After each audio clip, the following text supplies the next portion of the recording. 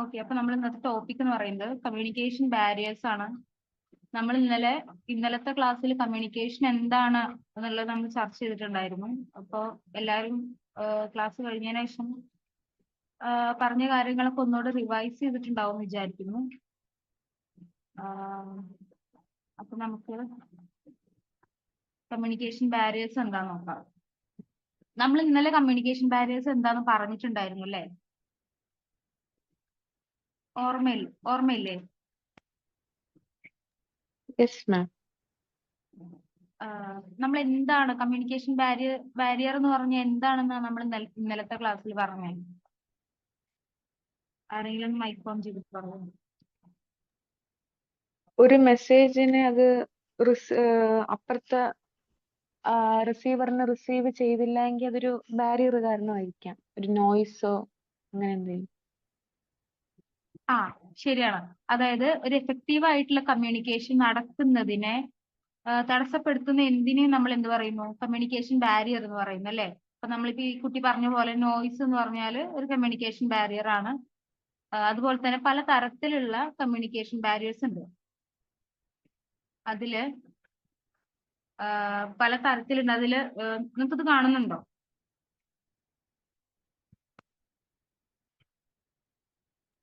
Yes ma'am. അതിൽ ആദ്യത്തെ എന്ന് പറഞ്ഞാൽ സെമാൻറ്റിക് ബാരിയേഴ്സ് ആണ്. ഈ സെമാൻറ്റിക് എന്ന് പറഞ്ഞ വാക്ക് കേൾക്കുമ്പോൾ നിങ്ങൾക്ക് എന്താ തോന്നുന്നത്? നിങ്ങൾ ലാംഗ്വേജ് പഠിച്ച ആൾക്കാർ, ലിറ്ററേച്ചർ പഠിച്ച ആൾക്കാരൊക്കെ കേട്ടിട്ടുണ്ടാവുമല്ലോ. സെമാൻറ്റിക് എന്ന് പറയുമ്പോ നിങ്ങൾക്ക് എന്താ തോന്നുന്നത്? Language issue. യെസ്, നമ്മൾ സെമിയോട്ടിക്സ് ഒക്കെ പഠിച്ചിട്ടുണ്ടാവും അല്ലേ? ഫങ്ഷണലും ലിറ്ററേച്ചറുകാരൊക്കെ.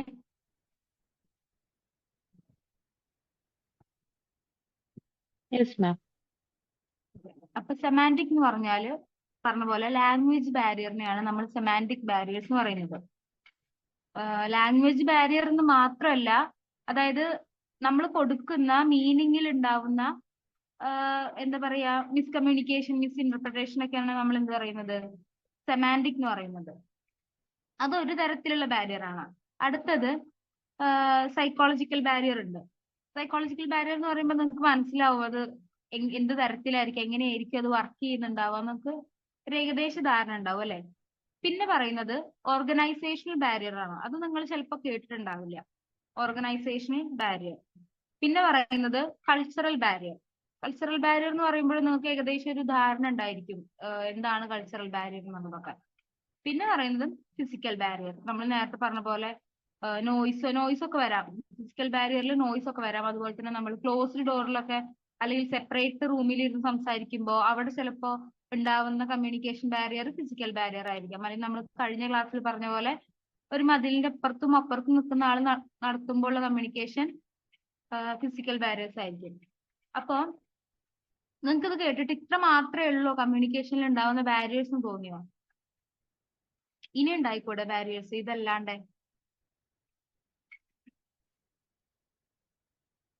ആർക്കെങ്കിലും എന്തെങ്കിലും എക്സാമ്പിൾ പറയാൻ പറ്റുമോ? ഈ ലാംഗ്വേജ് ബാരിയർ കൾച്ചറൽ ബാരിയേഴ്സിന്റെ അകത്ത് വരുന്നതാണോ?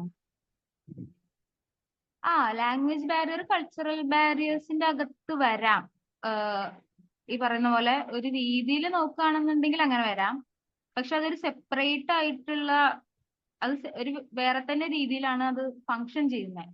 കൾച്ചറൽ ബാരിയറിൽ നമുക്ക് എത്തനിസിറ്റി, ബാക്കി സാധനം അതിൽ വേറെ കുറച്ച് കാര്യങ്ങളാണ് വരുന്നത്. പക്ഷെ പറഞ്ഞ പോലെ ലാംഗ്വേജ് അതിൽ വരാം. അതിൽ വരാം, കുഴപ്പമൊന്നുമില്ല. അങ്ങനെ എഴുതിയോണ്ട് നിങ്ങൾക്ക് അങ്ങനെ എക്സാമിന് ക്വസ്റ്റ്യൻ വന്നിട്ട് അങ്ങനെ എഴുതിയോണ്ട് നിങ്ങൾക്ക് കുഴപ്പമൊന്നുമില്ല, അങ്ങനെ വരാം. അതൊരു ചെറിയൊരു ഡീറ്റെയിലിംഗ് ആണ് അതില്. പിന്നെ വേറെ എന്തെങ്കിലും ബാരിയർ അതിൽ വരാൻ ചാൻസ് ഉണ്ടോ നമുക്ക് തോന്നുന്നുണ്ടോ കമ്മ്യൂണിക്കേഷനില്? ഇന്നത്തെ കാലത്ത് ഇന്നത്തെ ഒരു സിനാരിയോ വെച്ച് നോക്കുമ്പോൾ ചേഞ്ച് ആവുമ്പോ മീനിങ് ചേഞ്ച് ആവില്ലേ ഒരു സെന്റൻസില്? അപ്പോ എന്താ ഒരു സെന്റൻസിൽ ലൈക്ക് നമ്മൾ ഒരു കാര്യം പറയുമ്പോൾ അതിന്റെ ടോൺ ആൻഡ് സ്ട്രെസ് ചെയ്യുന്ന പോയിന്റ് അനുസരിച്ച് മീനിങ് ചേഞ്ച് ആവും. സോ ടെക്സ്റ്റ് മെസ്സേജ് അല്ലെങ്കിൽ ബാക്കിയുള്ള രീതിയിലൊക്കെ നമ്മളുടെ സ്ട്രെസ്സിങ് ലെവല് അറിയാത്തോണ്ട് തന്നെ ഈ മിസ്ഇന്റർപ്രിട്ടേഷൻ വരില്ലേ? വരാം. അത് ഒന്ന് സെമാൻറ്റിക്കലും വരാം, രണ്ട് സൈക്കോളജിക്കലും വരാം. സെമാന്റിക്കൽ എന്ന് പറയുന്നത് ഇപ്പൊ നമ്മൾ ലാംഗ്വേജ് ഉപയോഗിച്ച് നമ്മൾ ടെക്സ്റ്റ് മെസ്സേജ് അയക്കുമ്പോൾ ചിലപ്പോ നമ്മൾ യൂസ് ചെയ്ത വേർഡ് ചിലപ്പോ അപ്പുറത്തെ ആള് ചിലപ്പോ അത് മിസ്അണ്ടർസ്റ്റാൻഡ് ചെയ്യാം. രണ്ടാമത് സൈക്കോളജിക്കലിൽ എങ്ങനെ വരിക എന്ന് വെച്ചാല് ഈ പറയുന്ന പോലെ നമ്മളൊരു ടെക്സ്റ്റ് അയക്കുന്നു, അത് റിസീവ് ചെയ്യുന്ന ആളപ്പോ എങ്ങനത്തെ സിറ്റുവേഷനിലാണ് ഉണ്ടായിരിക്കുക നമുക്ക് പറയാൻ പറ്റില്ല. മനസ്സിലായില്ലേ? അപ്പോ ഈ പറഞ്ഞ കാര്യം ഈ രണ്ട് ബാരിയേഴ്സിനും വരാം. ഇങ്ങനത്തെ ഈ ഒരു ഞാൻ ഇപ്പൊ നിങ്ങൾക്കിത് ഇങ്ങനെ പറയാൻ തുടങ്ങിയതിന്റെ കാര്യം എന്താന്ന് വെച്ചാല് ഈ ഒരു മൊഡ്യൂളിൽ നിന്ന് നിങ്ങൾക്ക് ക്വസ്റ്റ്യൻസ് വരുമ്പോ നമ്മൾ ചുറ്റുപാടിലും നമ്മൾ എക്സ്പീരിയൻസ് ചെയ്തിരിക്കുന്ന സാധനങ്ങളൊക്കെ വെച്ച് നിങ്ങൾക്ക് അത് ആൻസർ ചെയ്യാൻ പറ്റും എന്ന് കാണിക്കാനാണ് ഞാൻ നിങ്ങളുടെ അടുത്ത് ഇപ്പൊ ചോദിച്ചത്. അപ്പോ എക്സാമിനൊക്കെ പെട്ടെന്ന് ഇങ്ങനെ കേൾക്കുമ്പോൾ ബാരിയേഴ്സ് കേൾക്കുമ്പോൾ അല്ലെങ്കിൽ സെമാന്റിക് എന്നൊക്കെ കേൾക്കുമ്പോൾ നിങ്ങൾക്ക് പേടി തോന്നരുത്. നമ്മൾ ഡെയിലി ലൈഫിൽ നമ്മൾ എക്സ്പീരിയൻസ് ചെയ്തുകൊണ്ടിരിക്കുന്ന സാധനങ്ങളൊക്കെ തന്നെയുള്ളൂ ഈ കമ്മ്യൂണിക്കേഷൻ എന്ന് പറഞ്ഞിട്ടുള്ള മൊഡ്യൂളുള്ളത്. ബാക്കി മൊഡ്യൂളിൽ പോകുമ്പോഴാണ് നമുക്ക് അതിന് ടെക്നിക്കൽ ടേംസ് ഒക്കെ കുറച്ച് ഡിഫിക്കൽട്ട് ആയിട്ട് തോന്നാം. ഇതെന്ന് പറയുമ്പോൾ ഞാൻ നിങ്ങൾ ടെക്നിക്കൽ ബാരിയറിനെ കുറിച്ച് പറയുന്നു ഞാൻ വിചാരിച്ചു. നമ്മള് റേഞ്ച് പോയി എന്നൊക്കെ നമ്മൾ പറയാറില്ലേ, അതൊക്കെ എന്താണ് ടെക്നിക്കൽ ബാരിയേഴ്സിൽ വരുന്നതാണ്. അല്ലെങ്കിൽ ഈ പറയുന്ന പോലെ നമ്മളെ സോഷ്യൽ മീഡിയ നമ്മളെ അക്കൗണ്ടിന് വരുന്ന വല്ല മാറ്റങ്ങളോ ആരെങ്കിലും ബ്ലോക്ക് ചെയ്യോ അല്ലെങ്കിൽ അത് ഹാക്ക് ചെയ്യപ്പെടുകയോ ഒക്കെ ചെയ്യുന്നത് എന്താണ് ടെക്നിക്കൽ ബാരിയേഴ്സ് ആണ്. ഫോണിന് ഉണ്ടാവുന്ന എന്തെങ്കിലും നമ്മൾ അപ്ഡേറ്റ് ചെയ്യുമ്പോൾ വരുന്ന പ്രശ്നങ്ങളോ കാര്യങ്ങളൊക്കെ എല്ലാതും നമ്മുടെ സിസ്റ്റത്തിനായാലും എന്തിനായാലും വരുന്ന സാധനങ്ങളൊക്കെ ഏതിലാ വരിക? ടെക്നിക്കൽ ബാരിയറിലെ വരിക. ഞാനത് ഇൻക്ലൂഡ് ചെയ്യാത്തത് എന്താണെന്ന് വെച്ചാൽ നിങ്ങളത് പറയും ഞാൻ വിചാരിച്ചു. അതുകൊണ്ടാണ് ടെക്നിക്കൽ ബാരിയർ ഭയങ്കര ഇമ്പോർട്ടന്റ് ആയിട്ടുള്ള കാര്യമാണ്. നമ്മളിപ്പോ മാസ് കമ്മ്യൂണിക്കേഷൻ ഒക്കെ ഉള്ള സമയത്ത് ടെക്നിക്കൽ ബാരിയർ എന്ന് പറഞ്ഞാൽ വളരെ ഇമ്പോർട്ടന്റ് ആണ്. അപ്പൊ നിങ്ങൾക്ക് അത് മനസ്സിലായി എന്ന് വിചാരിക്കുന്നു. മിസ് ഈ ഓർഗനൈസേഷണൽ ബാരിയേഴ്സ് ഒന്നുകൂടെ പറയോ? അത് ഞാന് ഇപ്പൊ ഈ ടോപ്പിക്ക് ഞാൻ പറഞ്ഞേ ഉള്ളൂ, അതിൽ നമ്മൾ ഡീറ്റെയിൽ ആയിട്ട് വേറെ കൊടുത്തിട്ടുണ്ട്. മിസ്സേ, ഈ സംസാരിക്കാനും കേൾക്കാനൊന്നും പറ്റാത്ത ആൾക്കാരില്ലേ, ആ അപ്പൊ എന്താ പറയാ? അത് ഫിസിക്കൽ ബാരിയേഴ്സിലാ വരിക. നമ്മള് ഹെൽത്ത് വൈസ് നമ്മളെ ഫിസിക്കൽ വൈസ് നമുക്ക് എന്ത് പ്രശ്നം ഉണ്ടായാലും അത് കമ്മ്യൂണിക്കേഷനിൽ ബുദ്ധിമുട്ടിക്കുന്നുണ്ട് എന്നുണ്ടെങ്കിൽ അത് ഫിസിക്കൽ ബാരിയേഴ്സ് ആണ്. ഇപ്പൊ നമ്മൾ പറഞ്ഞ മെന്റലി നമുക്ക് എന്തെങ്കിലും പ്രശ്നത്തിൽ ഇരിക്കുകയാണെന്നുണ്ടെങ്കിൽ ഉണ്ടാകുന്ന കമ്മ്യൂണിക്കേഷൻ ബാരിയറിനെ നമ്മൾ എന്താ പറയാ സൈക്കോളജിക്കൽ ബാരിയർ എന്നാ പറയാ. അത്രേ ഉള്ളൂ. അങ്ങനെ ഭയങ്കര നിങ്ങൾ അങ്ങനെ ആലോചിക്കേണ്ട ആവശ്യമില്ല. ഭയങ്കര സിമ്പിൾ ആയിട്ടുള്ള കാര്യമാണ്. ഇപ്പൊ നമ്മള് സെമാന്റിക് ബാരിയേഴ്സിനെ കുറിച്ച് പറയുമ്പോ നേരത്തെ പറഞ്ഞ കാര്യം തന്നെയാണ്. Semantic barriers are obstacles that can distort or misinterpret the meaning of the message. അതായത് മെസ്സേജിന്റെ അർത്ഥത്തിൽ എന്തെങ്കിലും മാറ്റോ അല്ലെങ്കിൽ എന്തെങ്കിലും ഡിസോർഷനോ ഒക്കെ ഉണ്ടാക്കുന്നതിനാണ് എന്ത് പറയുന്നത്? സെമാന്റിക് ബാരിയേഴ്സ് എന്ന് പറയുന്നത്. ഇപ്പോ ഇപ്പൊ കോഴിക്കോട് താമസിക്കുന്ന ഒരാള് ചിലപ്പോ ഏതെങ്കിലും ഒരു മീനിനൊക്കെ അവർ യൂസ് ചെയ്യുന്ന ഭാഷ ആവില്ല ചിലപ്പോ തിരുവനന്തപുരത്തുള്ള ഒരാൾ യൂസ് ചെയ്യുന്നുണ്ടാവുക. മീനൊന്നു തന്നെ ആയിരിക്കും, പക്ഷെ രണ്ട് സ്ഥലത്തും അതിന് രണ്ട് പേരായിരിക്കും അല്ലെ. അപ്പൊ ഈ തിരുവനന്തപുരത്തും കോഴിക്കോടുള്ള ഒരാള് ഒരുമിച്ച് ഒരു സ്ഥലത്ത് ഭക്ഷണം കഴിക്കാൻ വരുമ്പോ ഈ മീനിനെ കാണുമ്പോ അവിടെ എന്തായാലും ഉറപ്പായിട്ടൊരു കമ്മ്യൂണിക്കേഷൻ ബാരിയർ വരില്ലേ? രണ്ടാളും ആ മീനിന് രണ്ട് പേരായിരിക്കും പറയുന്നുണ്ടാവുക അല്ലെ. അത് സെമാന്റിക് ബാരിയർ ആയിക്കൂടെ? Yes ma'am. ഈ പറഞ്ഞ പോലെ ഇപ്പൊ നമ്മള് ഇപ്പൊ രണ്ട് ജില്ലകളുടെ കാര്യം പറഞ്ഞ പോലെ തന്നെ നമ്മൾ വേറൊരു ലാംഗ്വേജ് സംസാരിക്കുന്ന ആളെടുത്ത് പോകുമ്പോൾ ഉണ്ടാവുന്ന ബുദ്ധിമുട്ടുകൾ കാര്യങ്ങൾ നമ്മൾ തമിഴ് സംസാരിക്കുന്ന ഒരാളെടുത്ത് കമ്മ്യൂണിക്കേറ്റ് ചെയ്യുന്ന പ്രശ്നങ്ങളൊക്കെ ഏതിലാ വരിക? സെമാന്റിക്കിലാ വരിക. അതുപോലെ തന്നെ നമ്മൾ എഴുതി കൊടുത്ത ടെക്സ്റ്റിൽ നമുക്ക് എന്തെങ്കിലും കൈയക്ഷര തെറ്റോ ബാക്കി കാര്യങ്ങളോ അല്ലെങ്കിൽ നമ്മളെ ഹാൻഡ് റൈറ്റിംഗ് അവർക്ക് മനസ്സിലാവാതിരിക്കുകയോ അതൊക്കെ ചെയ്യുന്ന അവസ്ഥ എന്താണ്? അതൊക്കെ സെമാന്റിക്കിലാണ് വരിക. ക്ലിയർ ആയോ?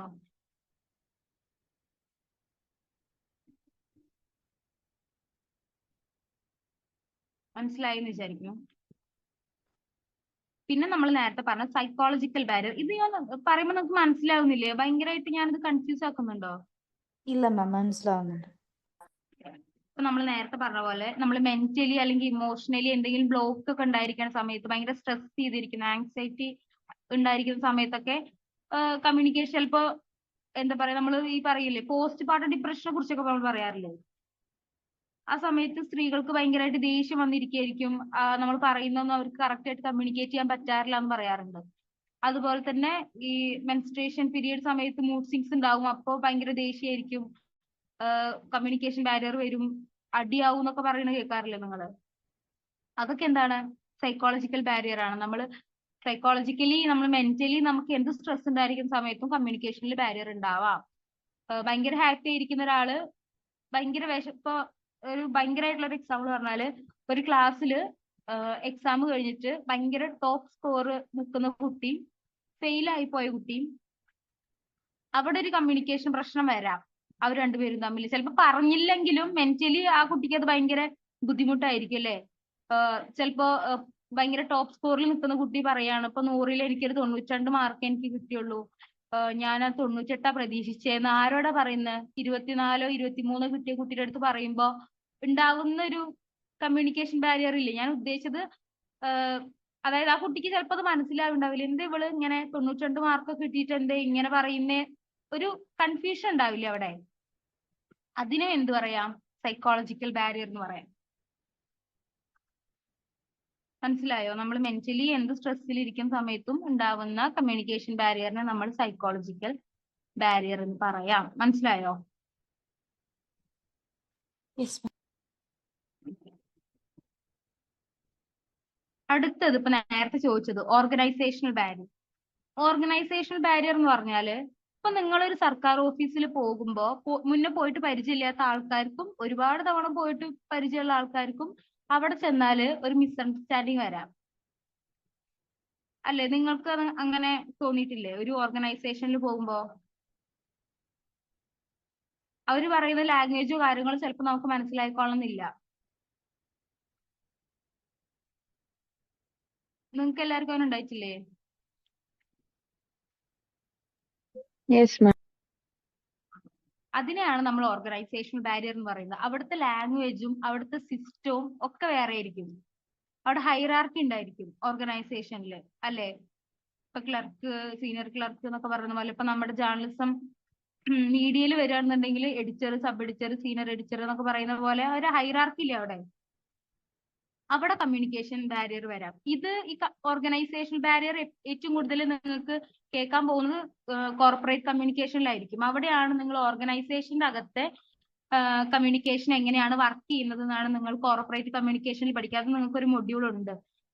അതിൽ നിങ്ങൾ ഈ ഓർഗനൈസേഷൻ ബാരിയർ നന്നായിട്ട് പഠിക്കും. ഇപ്പൊ ഇതിൽ കൊടുത്തിട്ടുണ്ട് structure, rules and regulations, status, facility, resource.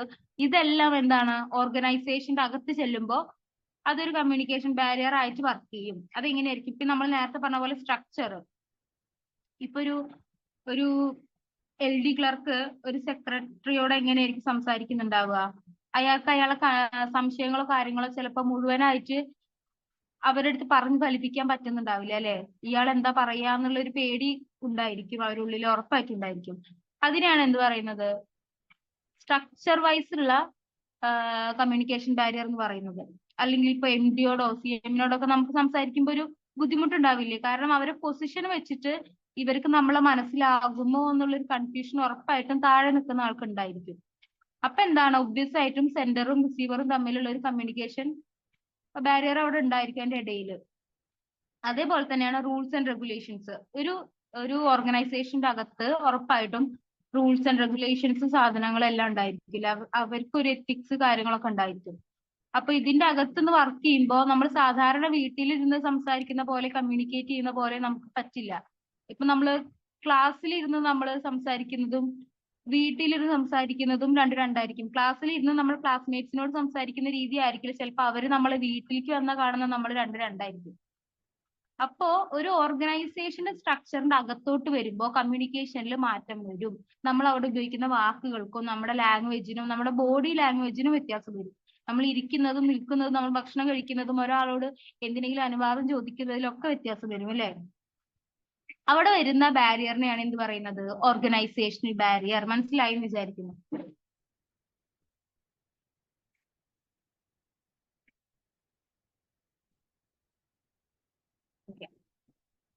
മനസ്സിലായല്ലോ? ആരെങ്കിലും ഒന്ന് അൺമ്യൂട്ട് ചെയ്ത് പറയോ? മനസ്സിലായി മാം. മനസ്സിലായില്ല, എന്തെങ്കിലും ഡൗട്ട് ഉണ്ടെന്നുണ്ടെങ്കിൽ നിങ്ങൾ അപ്പൊ തന്നെ ചോദിക്കാം. നമുക്കത് അപ്പൊ ക്ലിയർ ചെയ്ത് പോവാം.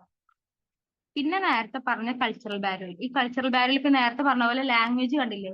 അത് അതിലൊരു സബ് ടോപ്പിക് ആണ്.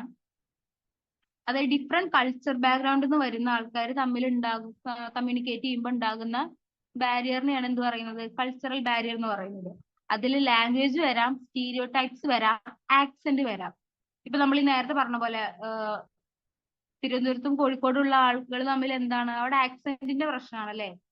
ഇപ്പൊ നമ്മൾ കനേഡിയൻ ആക്സെന്റ് വേറെയാണ്, അമേരിക്കൻ ആക്സെന്റ് വേറെയാണ്. അവിടെ വേറെ വേറെ ഒരേ സാധനത്തിന് രണ്ട് ആക്സെന്റിലാണ് അവർ സംസാരിക്കുക. അപ്പൊ അവിടെ കമ്മ്യൂണിക്കേഷൻ ബാരിയർ വരാം.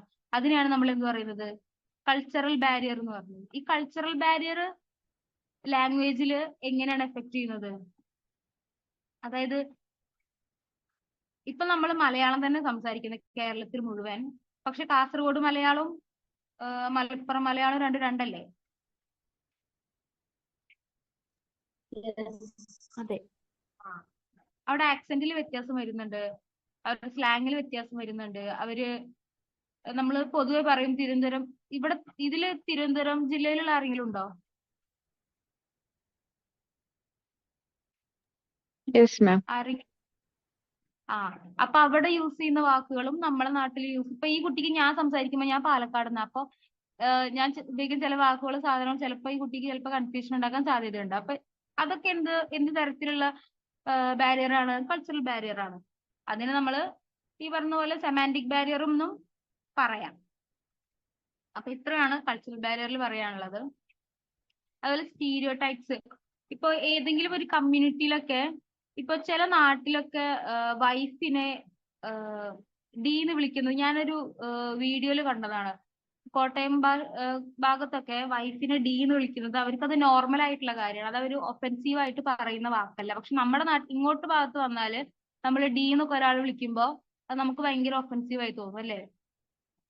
അത് ഒരു തരത്തിലുള്ള സ്റ്റീരിയോ ടൈപ്പ് സാധനങ്ങളാണ്. അതുപോലെ നമ്മൾ ജെൻഡർ വൈസ് നമ്മൾ ഓരോ സ്റ്റീരിയോ ടൈപ്പ് സാധനങ്ങളൊക്കെ പല സ്ഥലത്തും പല രീതിയിലാണ്.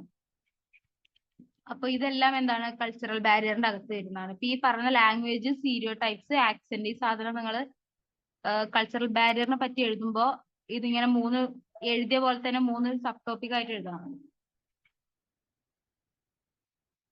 അടുത്ത നമ്മൾ നേരത്തെ പറഞ്ഞ പോലെ ഫിസിക്കൽ ബാരിയർ. ഫിസിക്കൽ ബാരിയറിൽ ഈ നേരത്തെ പറഞ്ഞ പോലെ ഏതെങ്കിലും ബുദ്ധിമുട്ട് നേരിടുന്ന ആൾക്കാർ, കേൾവിക്കോ സംസാരിക്കാനോ അങ്ങനെ എന്തെങ്കിലും തരത്തിലുള്ള ബുദ്ധിമുട്ട് നേരിടുന്ന ആൾക്കാർ ഈ ഫിസിക്കൽ ബാരിയേഴ്സിന്റെ അകത്താണ് വരിക. അവര് തമ്മിൽ ഉണ്ടാകുന്ന കമ്മ്യൂണിക്കേഷൻ പ്രശ്നം ഫിസിക്കൽ ബാരിയറിൽ വരാം. പക്ഷെ എന്താ പറയാ, രണ്ട് സംസാരിക്കാൻ കഴിയാത്ത ആൾക്കാർ അവർ സൈൻ ലാംഗ്വേജിലൂടെയാണ് സംസാരിക്കുന്നത്. അപ്പൊ അവിടെ വരുന്ന കമ്മ്യൂണിക്കേഷൻ ബാരിയറിന് അത് ഏത് തരത്തിൽ കമ്മ്യൂണിക്കേഷൻ ബാരിയർ ആയിരിക്കും?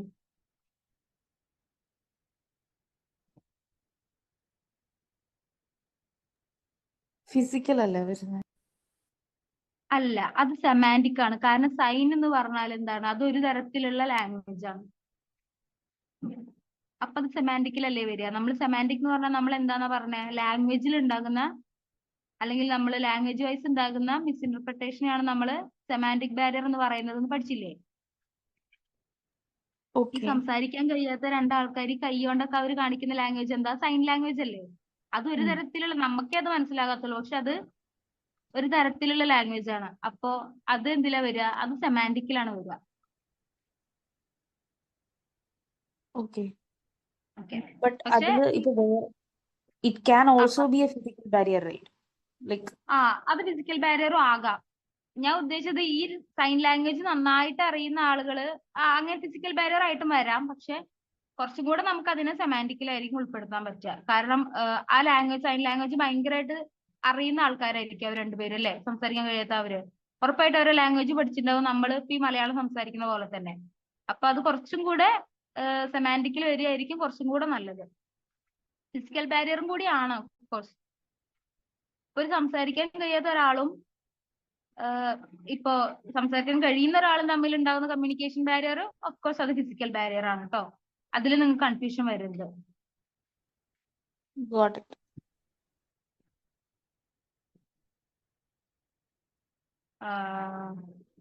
ഓക്കെ. പിന്നെ ഇതിൽ പറയുന്നത് നോയ്സ് ആണ്. നോയ്സ് ഇപ്പൊ നമ്മൾ നേരത്തെ പറഞ്ഞു, അൺവാണ്ടഡ് സൗണ്ട് ആയിരിക്കും. ബാക്കി നമ്മളിപ്പോ ട്രാഫിക്കിൽ പോകുമ്പോഴോ അല്ലെങ്കിൽ അല്ലാത്ത കോൺവെർസേഷനിലൊക്കെ ഉണ്ടാകുന്ന ഭയങ്കരമായിട്ടുള്ള നോയ്സിനെ ഫിസിക്കൽ ബാരിയർ എന്ന് പറയാം. ഡിസ്റ്റൻസിനെ ഫിസിക്കൽ ബാരിയർ ആയിട്ട് ഉൾപ്പെടുത്താം. നമ്മൾ നേരത്തെ പറഞ്ഞ പോലെ ഒരു മതിലിന്റെ അപ്പുറത്തോ ഇപ്പുറത്തോ ആണെന്നുണ്ടെങ്കിൽ എന്താണ്, അവിടെ ഒരു തടസ്സമുണ്ട്, ചെറിയൊരു ഡിസ്റ്റൻസ് ഉണ്ട്. അതേപോലെ തന്നെ ടൈം എന്ന് പറയുന്നത് എന്താണ്, ഫിസിക്കൽ ബാരിയർ ആണ്. ഇപ്പോ അമേരിക്കയിലുള്ള ഒരാളും ഇന്ത്യയിലുള്ള ഒരാളും തമ്മിൽ കമ്മ്യൂണിക്കേറ്റ് ചെയ്യുമ്പോൾ ചിലപ്പോൾ എന്താണ്, അവിടെ ടൈമിങ്ങിൽ വ്യത്യാസം വരും അല്ലേ. ഇവിടെ ചിലപ്പോൾ രാത്രി ആയിരിക്കും, അവിടെ പകലായിരിക്കും. ചിലപ്പോൾ നമ്മൾ പറയുന്ന കാര്യങ്ങളും ചിലപ്പോൾ അവർ കമ്മ്യൂണിക്കേറ്റ് ചെയ്യാൻ പറ്റുന്നുണ്ടാവില്ല. അതുപോലെ ഡിസ്റ്റൻസ് എന്ന് പറയുന്നത് ഫിസിക്കൽ ബാരിയറിലാണ് വരിക. നമ്മൾ നേരത്തെ പറഞ്ഞ പോലെ തന്നെ അതുപോലെ നമ്മൾ ക്ലൈമറ്റ് ബാരിയേഴ്സ് ഒക്കെ ഉണ്ട്. അതായത് നമ്മളിപ്പോ ഈ പറയില്ലേ, കനേഡിയൻ ഉള്ള ആൾക്കാർക്ക് ഭയങ്കര തണുപ്പാണ് അവിടെ കാനഡയിൽ. അപ്പൊ നമുക്ക് മഞ്ഞ് എന്നൊക്കെ പറയുമ്പോൾ നമ്മള് പുതിയൊരു കാര്യമായിരിക്കും. പക്ഷെ അവരുടെ അടുത്ത് നിനക്ക് അവിടെ നല്ല മഞ്ഞാണെന്നല്ല പറഞ്ഞാൽ ചിലപ്പോൾ അവിടെ നല്ല ചീത്ത കേൾക്കും അങ്ങോട്ട്. അപ്പൊ അതെന്താണ്, അതെല്ലാം ഒരു തരത്തിലുള്ള ബാരിയേഴ്സ് ആണ്. ഇപ്പോ ടെക്നിക്കൽ ഡിഫിക്കൽട്ടീസിനെ പറ്റിയിട്ട് നമ്മൾ പറഞ്ഞു. അതുപോലെ തന്നെ ഇൻഫർമേഷൻ ഓവർലോഡ് ആകുന്നതും ഒരു തരത്തിലുള്ള ഫിസിക്കൽ ബാരിയർ ആണ്. ഇപ്പൊ ഞാനിപ്പോ നിർത്താതെ നിങ്ങളുടെ അടുത്ത് ഈ മാസ് കമ്മ്യൂണിക്കേഷനെ കുറിച്ച് നിർത്താതെ സംസാരിച്ചുകൊണ്ടിരുന്നാൽ നിങ്ങൾക്ക് ഒന്നും മനസ്സിലാവില്ല. ഒരു ഇന്ററാക്റ്റീവ് അല്ലാത്ത ക്ലാസ് ആണെന്നുണ്ടെങ്കിൽ കമ്മ്യൂണിക്കേഷനെ പറ്റി മാത്രം ഞാൻ ഇങ്ങനെ പറഞ്ഞുകൊണ്ടിരുന്ന നിങ്ങൾക്ക് അതൊന്നും മനസ്സിലാവില്ല. കാരണം എന്താണ്, അവിടെ ഇൻഫോർമേഷന്റെ ഓവർഫ്ലോ ഉണ്ട്. ഇപ്പൊ നിങ്ങളൊരു ഗൂഗിൾ ചെയ്യാണ് നിങ്ങളൊരു കാര്യത്തിനെ പറ്റിയിട്ട്, ഏതെങ്കിലും ഒരു മരുന്നിനെ പറ്റിയിട്ട് നിങ്ങൾ ഗൂഗിൾ ചെയ്യാണെന്ന് വിചാരിച്ചോ, അവിടെ നിങ്ങൾക്ക് ഒരുപാട് ഇൻഫർമേഷൻ വരും. അപ്പൊ ചിലപ്പോൾ നിങ്ങൾക്ക് മനസ്സിലായിക്കൊള്ളുന്നില്ല, വായിച്ച് ചിലപ്പോൾ നിങ്ങൾക്ക് പിടികിട്ടിക്കൊള്ളുന്നില്ല അല്ലെ. അതൊക്കെ എന്താണ്, ഇൻഫർമേഷൻ ഓവർഫ്ലോ അല്ലെങ്കിൽ ഓവർലോഡ് ആകുമ്പോൾ ഉള്ള ഫിസിക്കൽ ബാരിയർ ആണ്. മനസ്സിലായോ? മനസ്സിലായി. കാണുന്നില്ല? നിങ്ങൾക്ക് ഇത് കാണുമ്പോ എന്താ തോന്നുന്നേ? എന്തിനെ പറ്റിയിട്ടായിരിക്കും ഇത് നമ്മളടുത്ത് കമ്മ്യൂണിക്കേറ്റ് ചെയ്യുന്നുണ്ടാവുക? Social media. ടെക്നോളജി. യെസ്, നിങ്ങൾ പറഞ്ഞതൊക്കെ ശരിയാണ്. അതായത് സോഷ്യൽ മീഡിയ ഇതെല്ലാം ഉൾപ്പെടുന്നത് എന്താണ്, ഇതിന് നമ്മളൊരു ഫുൾ പാക്കേജ് ആയിട്ട് നമ്മൾ എന്താ വിളിക്കാൻ പറ്റുക? Media convergence. യെസ്, അങ്ങനെയും പറയാം. പക്ഷെ അത് വേറെ തന്നെ ഒരു സാധനമാണ്. മാസ് കമ്മ്യൂണിക്കേഷൻ എന്ന് പറഞ്ഞൂടെ, അല്ലെങ്കിൽ മാസ് മീഡിയ എന്ന് പറഞ്ഞൂടെ?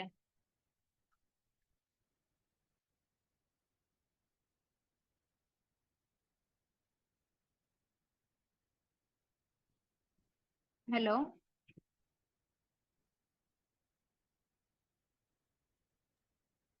മാസ് കമ്മ്യൂണിക്കേഷൻ എന്ന് പറയുമ്പോൾ നിങ്ങൾക്ക് എന്താ തോന്നുന്നത്?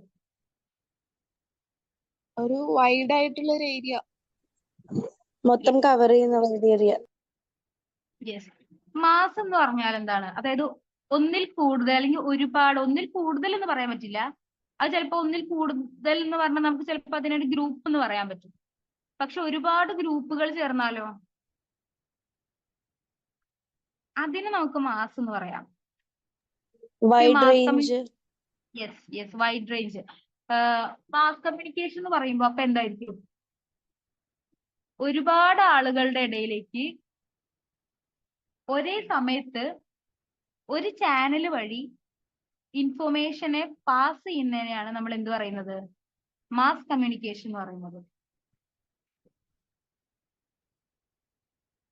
മനസ്സിലായോ? കൺഫ്യൂഷൻ ഉണ്ടോ?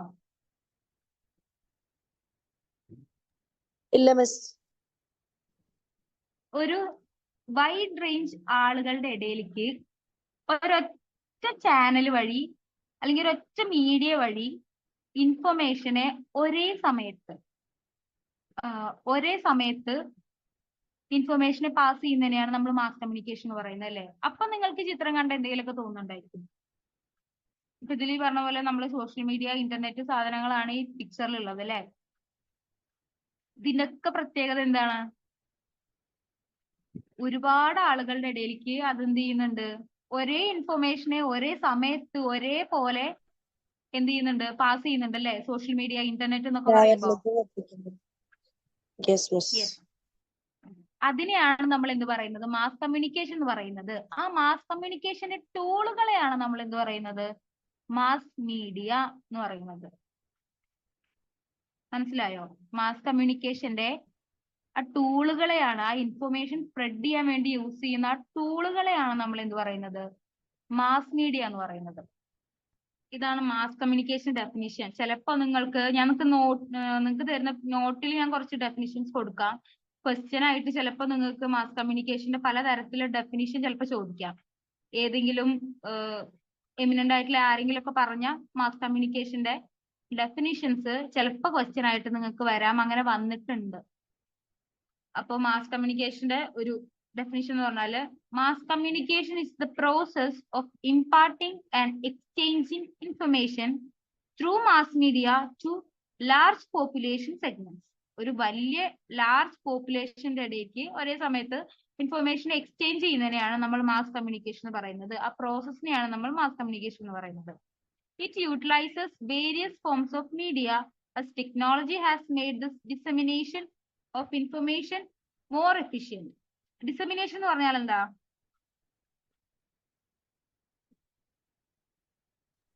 പകരുക അല്ലേ? പകരുക, വ്യാപിക്കുക. യെസ്, അതിനെയാണ് നമ്മൾ അതിനെയാണ് നമ്മൾ എന്ത് പറയുന്നത്? ഡിസെമിനേഷൻ. സ്പ്രെഡ് ചെയ്യുക എന്നുള്ളതാണ് ഡിസെമിനേഷന്റെ അർത്ഥം.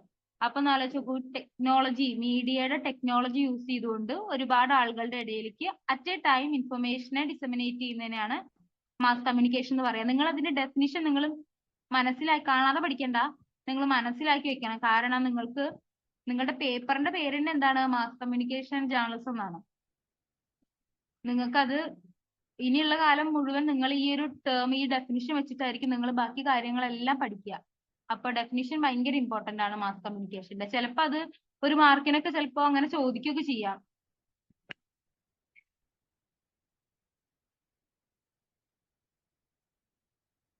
ഓക്കെ, ഇനി ഇതിന്റെ കുറച്ച് ക്യാരക്ടറിസ്റ്റിക്സ് പറയാം. ഒന്ന്, ഡൈവേഴ്സ് ആൻഡ് ലാർജ് ഓഡിയൻസ്. ഇപ്പൊ നമ്മൾ നേരത്തെ പറഞ്ഞ പോലെ ഡൈവേഴ്സ് ആയിട്ടുള്ള ഒരു കൂട്ടം ആളുകളുടെ ഇടയിലേക്കാണ് എന്ത് ചെയ്യുന്നത്? ഇൻഫർമേഷൻ സ്പ്രെഡ് ചെയ്യുന്നത്, അല്ലെ? One of the defining characteristics of mass communication is its ability to reach a vast and heterogeneous audience simultaneously. അതാണ് നമ്മൾ നേരത്തെ പറഞ്ഞ കാര്യം. ഭയങ്കര ഇമ്പോർട്ടന്റ് ആണ്. നിങ്ങൾ ഈ വാക്ക് മറക്കരുത്. സൈമൾട്ടേനിയസ്ലി എന്ന് പറഞ്ഞ വാക്ക് നിങ്ങൾ ഒരിക്കലും മറക്കാൻ പറ്റില്ല. ഞാൻ നേരത്തെ പറഞ്ഞില്ല, അറ്റ് എ ടൈം ഒരേപോലെയാണ്. The audience is typically dispersed geographically and consists of individuals from various backgrounds, demographics, and interests. This diverse audience is often anonymous and unknown to communicator. അതാണ് എന്തിന്റെ ഏറ്റവും വലിയ പ്രത്യേകത എന്ന് പറഞ്ഞാല് മാസ് കമ്മ്യൂണിക്കേഷന്റെ, അല്ലെ? അപ്പൊ നിങ്ങൾക്കൊരു മാസ് കമ്മ്യൂണിക്കേഷൻ ഇപ്പൊ ഇന്റർനെറ്റോ അല്ലാണ്ടൊക്കെ നിങ്ങൾക്ക് എങ്ങനെ ഒരു എക്സാമ്പിൾ തരാൻ പറ്റുക മാസ് കമ്മ്യൂണിക്കേഷന്? Newspaper. യെസ്, അതായത് നമ്മൾ ട്രഡീഷണൽ മീഡിയയിലും എന്താണ് സംഭവിക്കുന്നത്? മാസ് കമ്മ്യൂണിക്കേഷൻ തന്നെയാണ്. അപ്പൊ നമ്മൾ മാസ് കമ്മ്യൂണിക്കേഷൻ പുതിയൊരു വാക്കാണെന്ന് വിചാരിക്കരുത്. അപ്പൊ പ്രിന്റ് കണ്ടുപിടിച്ച സമയം തൊട്ട് എന്താണ് അവിടെ നടക്കുന്നത്? മാസ് കമ്മ്യൂണിക്കേഷൻ ആണല്ലേ. അതല്ലാണ്ട് രണ്ടുപേരും നിന്ന് സംസാരിക്കുമ്പോഴോ, അല്ലെങ്കിൽ നമ്മളൊരു മുറിയിൽ നിന്ന് സംസാരിക്കുമ്പോഴോ, അല്ലെങ്കിൽ നമ്മളൊരു ക്ലാസ് റൂമിൽ നിന്ന് സംസാരിക്കുമ്പോഴോ, അതൊന്നും എന്തല്ല? മാസ് കമ്മ്യൂണിക്കേഷൻ അല്ല. നമ്മളൊരു ക്ലാസ് റൂമിലൊക്കെ നിന്ന് സംസാരിക്കുമ്പോൾ ഒരു ടീച്ചർ സ്റ്റുഡൻസിനോട് സംസാരിക്കുക, അത് ഏത് കമ്മ്യൂണിക്കേഷനിലാണ് പെടുക? Group communication. യെസ്, അത് ഗ്രൂപ്പ് കമ്മ്യൂണിക്കേഷൻ ആണ് കേട്ടോ. ഒരാള് ഇപ്പൊ ഒരു മന്ത്രി ഒരു സ്റ്റേജിൽ നിന്നിട്ട് ഒരു വലിയ ഓഡിയൻസിനെ നോക്കി സംസാരിക്കുന്നതോ? Public communication. യെസ്, അത് പബ്ലിക് കമ്മ്യൂണിക്കേഷൻ ആണ്. അതല്ലാണ്ട് ഞാനിപ്പോ എന്റെ ഇൻസ്റ്റഗ്രാം അക്കൗണ്ട് വഴി, എന്റെ പബ്ലിക് അക്കൗണ്ട് ആണെന്ന് വിചാരിക്കാം, എന്റെ അക്കൗണ്ട് വഴി ഞാനൊരു ഒരു ഫോട്ടോയോ അല്ലെങ്കിൽ ഒരു വീഡിയോയോ പോസ്റ്റ് ചെയ്യുകയാണെന്നുണ്ടെങ്കിലോ? അത് മാസ് കമ്മ്യൂണിക്കേഷൻ അല്ലേ? യെസ്, ഇതാണ് എന്ത്? എന്താ? ഓക്കെ, അപ്പൊ അതിനെയാണ് നമ്മൾ എന്ത് പറയുന്നത്? മാസ് കമ്മ്യൂണിക്കേഷൻ എന്ന് പറയുന്നത്, അല്ലെ? ഇപ്പൊ നമ്മൾ TV വഴി നമ്മൾ ന്യൂസ് കാണുന്നതും സിനിമ കാണുന്നതും എല്ലാം എന്താണ്? മാസ് കമ്മ്യൂണിക്കേഷനിൽ പെടുന്ന കാര്യമാണ് കേട്ടോ. ഇപ്പൊ നമ്മൾ നേരത്തെ പറഞ്ഞ അതിന്റെ ഡൈവേഴ്സ് ആയിരിക്കും, ഹെട്രോജീനിയസ് ആയിരിക്കും, ഡെമോഗ്രാഫിക്കലും എന്തായിരിക്കും? അതിന്റെ റിസീവേഴ്സ് ഭയങ്കര വ്യത്യാസമായിരിക്കും. ഇപ്പൊ നമുക്ക് ഇവിടെ ഞാൻ നിങ്ങൾക്ക് അത് കൂടുതൽ എക്സ്പ്ലെയിൻ ചെയ്യേണ്ട ആവശ്യമില്ല തോന്നുന്നു. കാരണം നമ്മളെല്ലാവരും സോഷ്യൽ മീഡിയ, ഇന്റർനെറ്റ് യൂസ് ചെയ്യുന്ന ആൾക്കാരല്ലേ. നമുക്ക് ലോകത്തിന്റെ ഒരു മൂലയ്ക്ക് ഇരുന്ന് ഏതോ ഒരു മൂലയ്ക്കുള്ള ഒരാൾക്ക് നമുക്ക് എന്ത് ചെയ്യാം? ഇൻഫർമേഷൻ പാസ് ചെയ്യാം. അത്രേ ഉള്ളൂ മാസ് കമ്മ്യൂണിക്കേഷൻ എന്ന് പറഞ്ഞാല്. അപ്പൊ അതിന് കുറച്ച് ടീച്ചേഴ്സിലാണ് എന്ത് ചെയ്യേണ്ടത്. നമുക്ക് ഈ അറിയുന്ന കാര്യം ചിലപ്പോൾ എക്സാമിന് നമുക്ക് പോയിന്റ് ആയിട്ട് ചിലപ്പോൾ നമുക്കത് എഴുതാൻ പറ്റിക്കൊള്ളുന്നില്ല. ഡെമോഗ്രാഫിക്കലി എന്താണ് വേറെ ആയിരിക്കും, ഹെട്രോജീനിയസ് ആയിരിക്കും, കൾച്ചറലി അത് ലിംഗ്വിസ്റ്റിക്സിലി എന്താണ് ഒക്കെ എന്താണ് ഭയങ്കര ഡിഫറെന്റ് ആയിട്ടുള്ള ഒരു ഓഡിയൻസ് ആയിരിക്കും എന്തിനുണ്ടാവുക, മാസ് കമ്മ്യൂണിക്കേഷൻ ഉണ്ടാവുക. നമ്മൾ സാധാരണ ഗ്രൂപ്പ് കമ്മ്യൂണിക്കേഷനോ അല്ലെങ്കിൽ ഇപ്പോൾ പബ്ലിക് കമ്മ്യൂണിക്കേഷനോ ഒക്കെ എന്താണ് ഏതെങ്കിലും ഒരു തരത്തിലുള്ളൊരു എന്തെങ്കിലും ഒന്ന് കോമൺ ആയിരിക്കില്ലേ ആൾക്കാരുടെ ഇടയിൽ. ഇപ്പൊ ഏതെങ്കിലും ഒരു പാർട്ടിയുടെ അനുഭാവി ആയിരിക്കും എന്ത് ഈ മന്ത്രിയുടെ അല്ലെങ്കിൽ ആ പാർട്ടി നേതാവിന്റെ എന്ത് മീറ്റിംഗിൽ അയാളുടെ പ്രസംഗം കേൾക്കാൻ വേണ്ടിയിട്ട് വന്നിരിക്കുക അല്ലെ.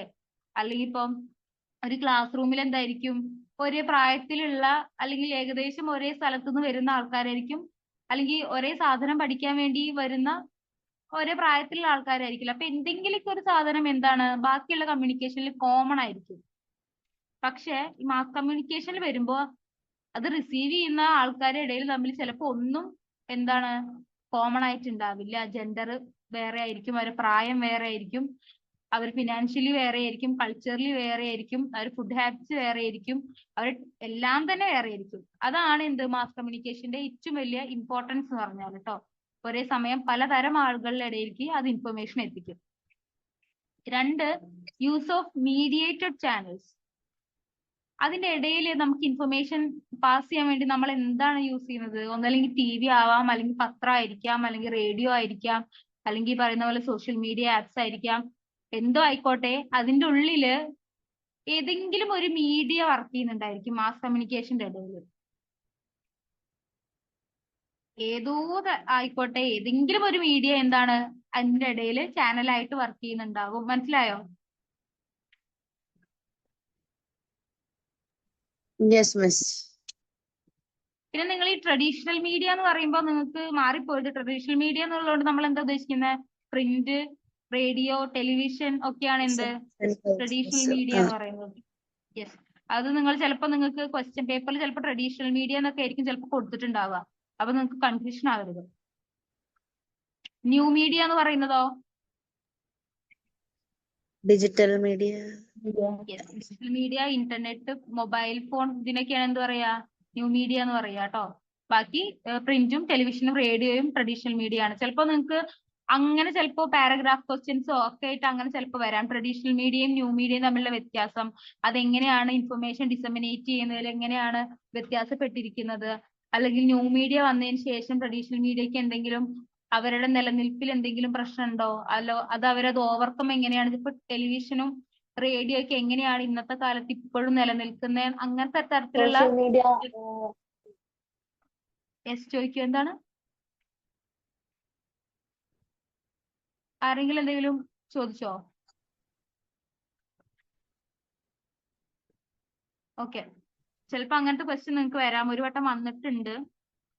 അതായത് എങ്ങനെയാണ് റേഡിയോ ഒക്കെ ഇപ്പോഴും ഇപ്പൊ FM ഒക്കെ ആയിട്ടുണ്ടല്ലേ, എങ്ങനെയാണ് ഇപ്പോഴും നിലനിന്ന് പോരുന്നത്? ഒരു സമയത്ത് ഇതൊക്കെ ആൾക്കാർ മറന്നു പോകും, റേഡിയോ ഒക്കെ ആൾക്കാർ യൂസ് ചെയ്യാതെ ആവും എന്നുള്ളൊരു പോയിന്റ് എത്തിയിരുന്നു. അങ്ങനത്തെ ചില എന്താണ് തിയറീസ് ഒക്കെ ഉണ്ടായിരുന്നു. അപ്പോ അതിനൊക്കെ മറികടന്നിട്ട് എങ്ങനെയാണ് FM ഒക്കെ ഇപ്പോഴും നിലനിൽക്കുന്നത് എന്നുള്ള രീതിക്കുള്ള ക്വസ്റ്റ്യൻസ് ചിലപ്പോൾ വരാം. അവരെന്തൊക്കെയായിരിക്കും അതിൽ യൂസ് ചെയ്തിട്ടുണ്ടാവുക എന്നുള്ള സാധനങ്ങൾ. അപ്പോ നമ്മളിപ്പോ എന്താണ് ഡിജിറ്റൽ ആയിട്ട് ഇപ്പൊ നമ്മുടെ ഫോണിലും നമ്മുടെ കാറിലൊക്കെ എന്താണ് നമുക്ക് FM റേഡിയോ നമുക്ക് കേൾക്കാം അല്ലെ. ഇപ്പൊ നമുക്ക് അതല്ലാണ്ട് ഇപ്പൊ സ്പോട്ടിഫൈ പോലുള്ള ആപ്പുകളും കാര്യങ്ങളൊക്കെ ഉണ്ട് നമുക്ക് എന്തിന് പാട്ട് കേൾക്കാനും കാര്യങ്ങളൊക്കെ. പക്ഷെ എന്നാലും ചില ആൾക്കാർ ഇപ്പോഴും റേഡിയോനൊക്കെ ഡിപ്പെൻഡ് ചെയ്യുന്ന ആൾക്കാരുണ്ട്. അപ്പൊ അങ്ങനെയൊക്കെ ചിലപ്പോ നിങ്ങൾക്ക് ക്വസ്റ്റ്യൻ വരാം. മിസ്, ഈ പിന്നെ ബ്രോഡ്കാസ്റ്റിംഗ് ഓഡിയോ ആൻഡ് വീഡിയോസ് വഴിയല്ലേ ഇൻഫർമേഷൻസ് പാസ് ചെയ്യുന്നതിന്? അതെ അതെ അതെ അതെ അപ്പൊ അത് മാസ് കമ്മ്യൂണിക്കേഷൻ ആണോ? അല്ലേ? അത് മാസ് കമ്മ്യൂണിക്കേഷൻ ആണ്. ഓക്കെ. അതായത് ഒരു വൈഡ് റേഞ്ച് ഓഫ് ആളുകളുടെ ഇടയിലേക്ക് ഇൻഫർമേഷൻ എത്തുന്നുണ്ട് എന്നുണ്ടെങ്കിൽ അതെല്ലാം മാസ് കമ്മ്യൂണിക്കേഷൻ. ഇപ്പൊ നമ്മൾ നേരത്തെ പറഞ്ഞ ട്രഡീഷണൽ മീഡിയയും അത് തന്നെയാണ് ചെയ്തത്, ഇപ്പോഴത്തെ ന്യൂ മീഡിയയും അത് തന്നെയാണ് ചെയ്തുകൊണ്ടിരിക്കുന്നത്. പക്ഷെ അതും ഇതും തമ്മിലുള്ള ഒരു വ്യത്യാസം നിങ്ങൾക്ക് പറയാൻ പറ്റുമോ? ട്രഡീഷണൽ മീഡിയയും ന്യൂ മീഡിയയും തമ്മിൽ കൾച്ചർ ബേസ്ഡ് ആയിരിക്കും. എന്നാ ഒരു വട്ടം കൂടി പറയോ? ട്രഡീഷണൽ എന്ന് പറയുമ്പോൾ ട്രഡീഷണൽ കൾച്ചർ ബേസ്ഡ് ഇൻഫർമേഷൻസ് അതും ഒരു പോയിന്റ് ആണ്. ഞാൻ ഉദ്ദേശിച്ചത് എന്താ വെച്ചാല് അവിടെ ഗേറ്റ് കീപ്പിംഗ് ഉണ്ടായിരുന്നു. ഗേറ്റ് കീപ്പിംഗ് എന്നുള്ള വാക്ക് ആരെങ്കിലും കേട്ടിട്ടുണ്ടോ? എവറിഡേ ഒരു കൺട്രോൾ സൊസൈറ്റിയിലുള്ള അല്ലേ സെറ്റിംഗ്. യെസ്, ഫിൽറ്റർ അതായത് ഫിൽട്ടർ ചെയ്യുക എന്നുള്ളതാണ് ഗേറ്റ് കീപ്പിംഗ് എന്നുള്ളതുകൊണ്ട് ഉദ്ദേശിക്കുന്നത്. ട്രഡീഷണൽ മീഡിയ ഉള്ള സമയത്ത് അവിടെ ഗേറ്റ് കീപ്പിംഗ് നന്നായിട്ട് നടക്കുന്നുണ്ടായിരുന്നു. ഇപ്പോൾ റേഡിയോയിലാണെന്നുണ്ടെങ്കിലും ടെലിവിഷനിലാണെന്നുണ്ടെങ്കിലും അതുപോലെ നമ്മളെ ന്യൂസ് പേപ്പേഴ്സിൽ പ്രിന്റിലൊക്കെ ആണെന്നുണ്ടെങ്കിലും എന്താണ് ഗേറ്റ് കീപ്പിംഗ് ഉണ്ടായിരുന്നു. എഡിറ്റേഴ്സിന് വളരെയധികം എന്താണ് ഇമ്പോർട്ടൻസ് ഉണ്ടായിരുന്നു. എവിടെ? ട്രഡീഷണൽ മീഡിയയിൽ. ന്യൂ മീഡിയയിലേക്ക് വന്നപ്പോ ഗേറ്റ് കീപ്പിംഗ് ഉണ്ടോ? ഇല്ല. ഇല്ല. ഫേസ്ബുക്കിലും ഇന്റർനെറ്റിലും ഒക്കെ ആൾക്കാർ പോസ്റ്റ് ചെയ്യുന്നത് ആരാ എഡിറ്റ് ചെയ്യുന്നത്? ആരാണ് അവിടെ ഫിൽട്ടർ ചെയ്യുന്നത്? ഏതെങ്കിലും തരത്തിലുള്ള ഫിൽട്രേഷനോ എന്തെങ്കിലും അവിടെ നടക്കുന്നുണ്ടോ? ഇല്ല, ബൈ ഓൺ ആയിട്ടല്ലേ ഇത്. അപ്പൊ നമ്മള് ഇന്റർനെറ്റിലൊക്കെ നമ്മൾ എന്തെങ്കിലും പോസ്റ്റ് ചെയ്യാന്നൊക്കെ പറയുമ്പോ എന്താണ് നമ്മൾ നമ്മുടെ സ്വന്തം റിസ്കിലാണ് കാര്യങ്ങളൊക്കെ ചെയ്യുന്നത് അല്ലേ? അപ്പൊ Yes, ട്രഡീഷണൽ yes. മീഡിയയിൽ ആൾക്കാര് ഇപ്പോഴും എന്തുകൊണ്ടാ അത് ഇപ്പോഴും യൂസ് ചെയ്തുകൊണ്ടിരിക്കുന്നത്? ഇപ്പൊ പത്രമൊക്കെ ഇപ്പോഴും അച്ചടിച്ച് വരുന്നുണ്ടല്ലോ, അത് എന്തുകൊണ്ടായിരിക്കും? ഇപ്പോഴും അത് വായിക്കാൻ ഇപ്പോഴും അത് വായിക്കാൻ ആൾക്കാരുണ്ട്. എന്തുകൊണ്ടാ? അത് ആക്യുറേറ്റ് ആയതുകൊണ്ടാണ്. അത് എഡിറ്റിംഗ് പ്രോസസ്സിലൂടെ പോകുന്നതുകൊണ്ടാണ്. നമുക്കൊരു വിശ്വാസം ഉണ്ടല്ലേ, പത്രത്തിൽ വരുന്നൊന്നും ചിലപ്പോൾ ഫേക്ക് ആവില്ല എന്നുള്ള സാധനം. ഫേക്ക് ആണെന്നുണ്ടെങ്കിലും അത് നമുക്ക് തിരിച്ചു ചോദിക്കാം. അപ്പൊ മാതൃഭൂമിയിൽ ഒരു ഫേക്ക് ന്യൂസ് വന്നാൽ നമുക്ക് മാതൃഭൂമിയോട് ചോദിക്കാനുള്ള ഒരു അവസരം ഉണ്ടല്ലോ അവിടെ. പക്ഷെ ഇന്റർനെറ്റിൽ നമുക്കതുണ്ടോ? ന്യൂ മീഡിയയിലും ഉണ്ടാവില്ലേ, നമുക്ക് കമന്റ്സിലൂടെ ഒക്കെ ചോദിച്ചൂടെ? എന്താ? റെപ്യൂട്ടഡ് സോഴ്സ് ആണെങ്കിൽ നമുക്ക് അത് കമന്റ്സിലൂടെ ഒക്കെ ചോദിച്ചൂടെ? റെപ്യൂട്ടഡ് സോഴ്സിൽ അതുണ്ട്. പക്ഷെ റെപ്യൂട്ടഡ് സോഴ്സ് മാത്രമാണോ ഇന്ന് ഇന്റർനെറ്റിലുള്ളത്?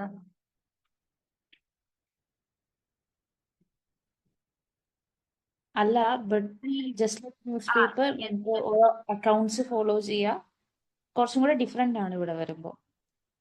യെസ്, അത് നമുക്ക് അങ്ങനെ പറയാം. പക്ഷെ എല്ലാ കാലത്തും ഈ പറഞ്ഞ പോലെ ഇന്റർനെറ്റിൽ നമുക്ക് അങ്ങനത്തെ ഒരു സാധ്യത കുറവായിരിക്കും. ഇപ്പൊ നമ്മളിപ്പോ നിങ്ങൾ ആരെങ്കിലും ഹണി റോസിന്റെ കാര്യം കേട്ടിട്ടുണ്ടായിരുന്നോ? ബോഡി ഷേപ്പ് ആ, ചെയ്തിട്ട് ഓക്കെ. അപ്പോ ഏതെങ്കിലും പ്രിന്റ് മീഡിയ വഴിയോ അങ്ങനെ എന്തെങ്കിലും തരത്തിൽ നിങ്ങൾ ഒഫ്കോഴ്സ് ടിവിയിൽ വരുന്ന നമ്മള് സിനിമകളിലും കാര്യങ്ങളൊക്കെ സ്റ്റീരിയോ ടൈപ്പിങ്ങും ഡിസ്ക്രിമിനേഷനും ജെൻഡർ ഡിസ്ക്രിമിനേഷനും കാസ്റ്റ് ഡിസ്ക്രിമിനേഷനും സ്റ്റീരിയോ ടൈപ്പിങ്ങും ബോഡി ഷേമിങ്ങും കാര്യങ്ങളൊക്കെ ഉണ്ടായിരുന്നു. ഇല്ലാന്ന് ഞാൻ പറയുന്നില്ല. പക്ഷെ ഇത്രത്തോളം ഇത് സ്പ്രെഡ് ആയത് ഇന്റർനെറ്റ് വന്നതിന് ശേഷം അല്ലേ എന്ന് നിങ്ങൾക്ക് തോന്നിയിട്ടില്ലേ? Yes miss. യെസ്, അതാണ് ഞാൻ പറയുന്നത്. ഗേറ്റ് കീപ്പിംഗ് എന്ന് പറഞ്ഞ സാധനം ഇന്റർനെറ്റിൽ ഇല്ല. ഞാൻ ഈ പറഞ്ഞ പോലെ നമുക്ക് വിശ്വസിക്കാൻ പറ്റുന്ന സോഴ്സ് എന്നുള്ള സാധനങ്ങൾ ഓക്കെയാണ്. ഇപ്പൊ നമ്മൾ പറഞ്ഞ പോലെ പത്രമാധ്യമങ്ങളുടെ അവരുടെ ഓൺലൈൻ വെബ്സൈറ്റും കാര്യങ്ങളും അവരുടെ ചാനലുകളും ഒക്കെ ഉണ്ട്. നമ്മൾ ടി വിയിൽ കാണുന്ന പോലെ തന്നെ എന്തുണ്ട്, അവർ ഓൺലൈനും സാധനങ്ങളും ഒക്കെ ഉണ്ട്. പക്ഷെ അവിടെ അതിന്റെ അടിയിൽ ഇപ്പൊ അവരൊരു പോസ്റ്റ് ചെയ്ത് വിചാരിക്കുക, അതിന്റെ ഇടയിൽ വരുന്ന കമന്റ്സോ അതൊന്നും ചിലപ്പോൾ നമുക്ക് എല്ലാ കാലത്തും കമന്റ് സെക്ഷൻ ഒന്നും ഓഫാക്കി വെക്കാൻ പറ്റില്ല. അത് ഓഫാക്കി വെക്കേണ്ടി വരുന്നത് എന്തുകൊണ്ടാ? അവിടെ ഫിൽറ്ററിങ് നടക്കുന്നില്ല എന്നുള്ളതുകൊണ്ടാ. ഇപ്പൊ നമുക്ക് നമ്മുടെ ഇൻസ്റ്റഗ്രാം അക്കൗണ്ട് ഒന്നും പബ്ലിക് ആക്കാൻ പറ്റാത്തത് എന്തുകൊണ്ടാ? എത്ര പേര് പബ്ലിക് ആക്കും? പബ്ലിക് ആക്കിയാലും നമ്മൾ എന്തെങ്കിലും ഫോട്ടോ പോസ്റ്റ് ചെയ്യുക എന്തെങ്കിലും ചെയ്യുമ്പോൾ നമുക്ക് ചിലപ്പോൾ പേടി വരില്ലേ, ആരെങ്കിലും എന്തെങ്കിലും കമന്റ് ചെയ്യോ, എന്തെങ്കിലും ഇത് ഏതെങ്കിലും തരത്തിൽ ഷെയർ ചെയ്ത് പോവുമോ എന്നുള്ള സാധനം കൊണ്ട്. അതിനെയാണ് ഇപ്പൊ ഞാൻ ഭയങ്കരമായിട്ട് സംസാരിച്ചു തോന്നുന്നു ഗേറ്റ് കീപ്പിങ്ങിനെ വെച്ചിട്ട്. അതാണ് എന്ത് ഗേറ്റ് കീപ്പിംഗ് എന്ന് പറഞ്ഞാൽ അല്ലേ? ഗേറ്റ് കീപ്പിംഗ് ഇല്ല എന്നുള്ളതാണ് ന്യൂ മീഡിയയുടെ, അതായത് ഡിജിറ്റൽ മീഡിയയുടെ, ഇന്റർനെറ്റിന്റെ ഒരു പ്രധാനമായിട്ടുള്ള ഒരു കാര്യം. എന്തിനെ വെച്ച് നോക്കുമ്പോ? ട്രഡീഷണൽ മീഡിയനെ വെച്ച് നോക്കുമ്പോ കേട്ടോ. അപ്പൊ അത്രയാണ് പറഞ്ഞത്. നമ്മുടെ പോയിന്റ് കയറാം. എന്തൊക്കെയായിരുന്നു മാസ് മീഡിയയുടെ വേറെ സവിശേഷതകൾ എന്നുള്ളതാണ്. ഒന്ന് റാപ്പിഡ് ഡിസിമിനേഷൻ ആണ്. ഈ പറഞ്ഞ പോലെ സൈമൾട്ടേനിയസ്ലി പെട്ടെന്ന് ഒരേപോലെ എന്താണ് ഇൻഫർമേഷന്റെ ഡിസമിനേഷൻ ഉണ്ടാകുന്നുണ്ട്. ഇപ്പൊ ട്രഡീഷണൽ മീഡിയയുടെ കാര്യമൊക്കെ വെച്ച് നോക്കുകയാണെന്നുണ്ടെങ്കിൽ എന്താണ്, ഇപ്പൊ നമ്മൾ ഇന്നുണ്ടായ ന്യൂസ് നമുക്ക് ഇന്ന് തന്നെ കാണാൻ പറ്റുമോ? നാളെ അത് പ്രിന്റ് ചെയ്ത് രാവിലെ പത്രക്കാരൻ വീട്ടിൽ വന്ന് കൊണ്ടുവന്ന് തരുമ്പോഴേ എന്ത് ചെയ്യാൻ പറ്റുള്ളൂ? നമുക്ക് ആ ന്യൂസിനെ പറ്റി കൂടുതൽ ഡീറ്റെയിൽസും കാര്യങ്ങളും കിട്ടുള്ളൂ. പക്ഷെ ഇപ്പോഴെന്താണ് 24/7 ആണല്ലേ ന്യൂസ് ഒക്കെ എന്താണ്? ഓൺലൈൻ ജേർണലിസം നമുക്ക് പെട്ടെന്ന് ഓൺലൈൻ ജേർണലിസം. അതെ. അപ്പൊ എന്താണ് നമുക്ക് ഓൺലൈൻ ജേർണലിസം ഒക്കെ വന്നതിന് ശേഷം എന്താണ് 24/7 ആണ് നമുക്ക് ലൈവ് ആയിട്ട് അപ്പപ്പുള്ള ന്യൂസ് എന്ത് ചെയ്യാൻ പറ്റുന്നുണ്ട്? കാച്ചപ്പ് ചെയ്യാൻ പറ്റും. യെസ്, നമുക്ക് നാളത്തേക്ക് വേണ്ടിയിട്ട് വെയിറ്റ് ചെയ്യേണ്ട ആവശ്യം വരുന്നില്ല. അതുകൊണ്ടാണ് അത് റാപ്പിഡ് ആയിരിക്കും. ഇപ്പൊ ഈ പറഞ്ഞ പോലെ ഫേക്ക് ന്യൂസ് ഒക്കെ ഭയങ്കരമായിട്ട് സ്പ്രെഡ് ആവാനൊക്കെ എന്ത് ചെയ്യുന്നുണ്ട്? ഇത് കാരണമാവുന്നുണ്ട്. Chances നമ്മളിപ്പോ more. നമ്മളിപ്പോ റാപ്പിഡ് ഡിസമിനേഷന്റെ കാര്യം പറഞ്ഞപ്പോ നല്ല ഇൻഫർമേഷൻ മാത്രമല്ല, അല്ലാത്ത ഇൻഫർമേഷനും ഫേക്ക് ആയിട്ടുള്ള കാര്യങ്ങളൊക്കെ എന്ത് ചെയ്യുന്നുണ്ട്? ഇതുപോലെ തന്നെ റാപ്പിഡ് ആയിട്ട് എന്ത് ചെയ്യുന്നുണ്ട്? ഡിസമിനേറ്റ് ചെയ്യുന്നുണ്ട് എന്നുള്ളതും കൂടെ മാസ് കമ്മ്യൂണിക്കേഷന്റെ ഒരു കാര്യമാണ്. അപ്പൊ അതൊന്ന് ഓർത്ത് വെക്കാം. പിന്നെ ഈ പറയുന്ന പോലെ തന്നെ എന്താണ് കൾച്ചറൽ ഇൻഫ്ലുവൻസ്. ഇപ്പൊ ഏറ്റവും സിമ്പിൾ ആയിട്ട് പറയാൻ പറ്റുന്നത്, ഇപ്പൊ ഇവിടെ K-pop ഒക്കെ ഭയങ്കരമായിട്ട് നമ്മുടെ നാട്ടില് ഭയങ്കരമായിട്ട് അതിന് ഫാൻസ് കൂടുന്ന ഒരു സമയമാണ് അല്ലെ? K-popനൊക്കെ BTS ആർമി എന്നൊക്കെ പറഞ്ഞിട്ട്, അല്ലെങ്കിൽ വെസ്റ്റേൺ കൾച്ചറൊക്കെ, ഇതൊക്കെ എന്തുകൊണ്ടാ? മാസ് കമ്മ്യൂണിക്കേഷന്റെ ഭയങ്കരമായിട്ടുള്ള ഇൻഫ്ലുവൻസ് ഉണ്ട് അതില്. മാസ് കമ്മ്യൂണിക്കേഷൻ ഞാൻ പറയുന്നത് ഈ പറഞ്ഞ പോലെ തന്നെ സീരീസും സിനിമയും കാര്യങ്ങളൊക്കെ എന്ത് ചെയ്യുന്നുണ്ട്? ഇപ്പൊ പലതരത്തിലുള്ള OTT പ്ലാറ്റ്ഫോം വരുന്നുണ്ട്. അതായത് നെറ്റ്ഫ്ലിക്സ്, ആമസോൺ എന്നൊക്കെ പറഞ്ഞിട്ട് ഇഷ്ടംപോലെ OTT പ്ലാറ്റ്ഫോമുകൾ വന്നപ്പോ പല നാടുകളിൽ ഉണ്ടാക്കുന്ന പലതരത്തിലുള്ള സിനിമകളും സാധനങ്ങളും ഒക്കെ കാണാൻ നമുക്ക് പറ്റുന്നുണ്ട്. അവരുടെ ഡ്രസ്സിങ് സ്റ്റൈല് നമുക്ക് കോപ്പി ചെയ്യാൻ പറ്റുന്നുണ്ട്. അവരുടെ ഫുഡ് ഹാബിറ്റ്സ് നമുക്ക് കോപ്പി ചെയ്യാൻ പറ്റുന്നുണ്ട്. അപ്പൊ ഒരു ഗ്ലോബലൈസേഷന് ശേഷം വന്നൊരു മാറ്റാണ് അല്ലെ? ലോകം മുഴുവൻ എന്തായിട്ടുണ്ട്? ഒന്നായി മാറിയിട്ടുണ്ട്. ഈ മാസ് കമ്മ്യൂണിക്കേഷൻ, ഇന്റർനെറ്റ് എന്ന് പറയുന്നതൊക്കെ അതിനെന്താണ്? അതിന് ബൂസ്റ്റ് ചെയ്തിട്ടേ ഉള്ളൂ. അതാണ് എന്ത്? Cultural influence. മാസ് കമ്മ്യൂണിക്കേഷൻ എന്ത് ചെയ്യുന്നുണ്ട്? കൾച്ചറലി നമ്മളെ ഇൻഫ്ലുവൻസ് ചെയ്യുന്നുണ്ട്. ഇപ്പൊ പല നാടുകളിലുള്ള സാധനങ്ങൾ, ഇപ്പൊ വ്ളോഗേഴ്സ് ഒക്കെ ഭയങ്കര കൂടുതലാണല്ലോ. ഫുഡ് വ്ളോഗേഴ്സ് ആയിട്ടും ട്രാവൽ വ്ളോഗേഴ്സ് ആയിട്ടൊക്കെ അല്ലെ? ഇതൊക്കെ എന്താണ്? ഒരു തരത്തിലുള്ള കൾച്ചറൽ ഇൻഫ്ലുവൻസ് ആണ്. മനസ്സിലാവുന്നുണ്ടോ?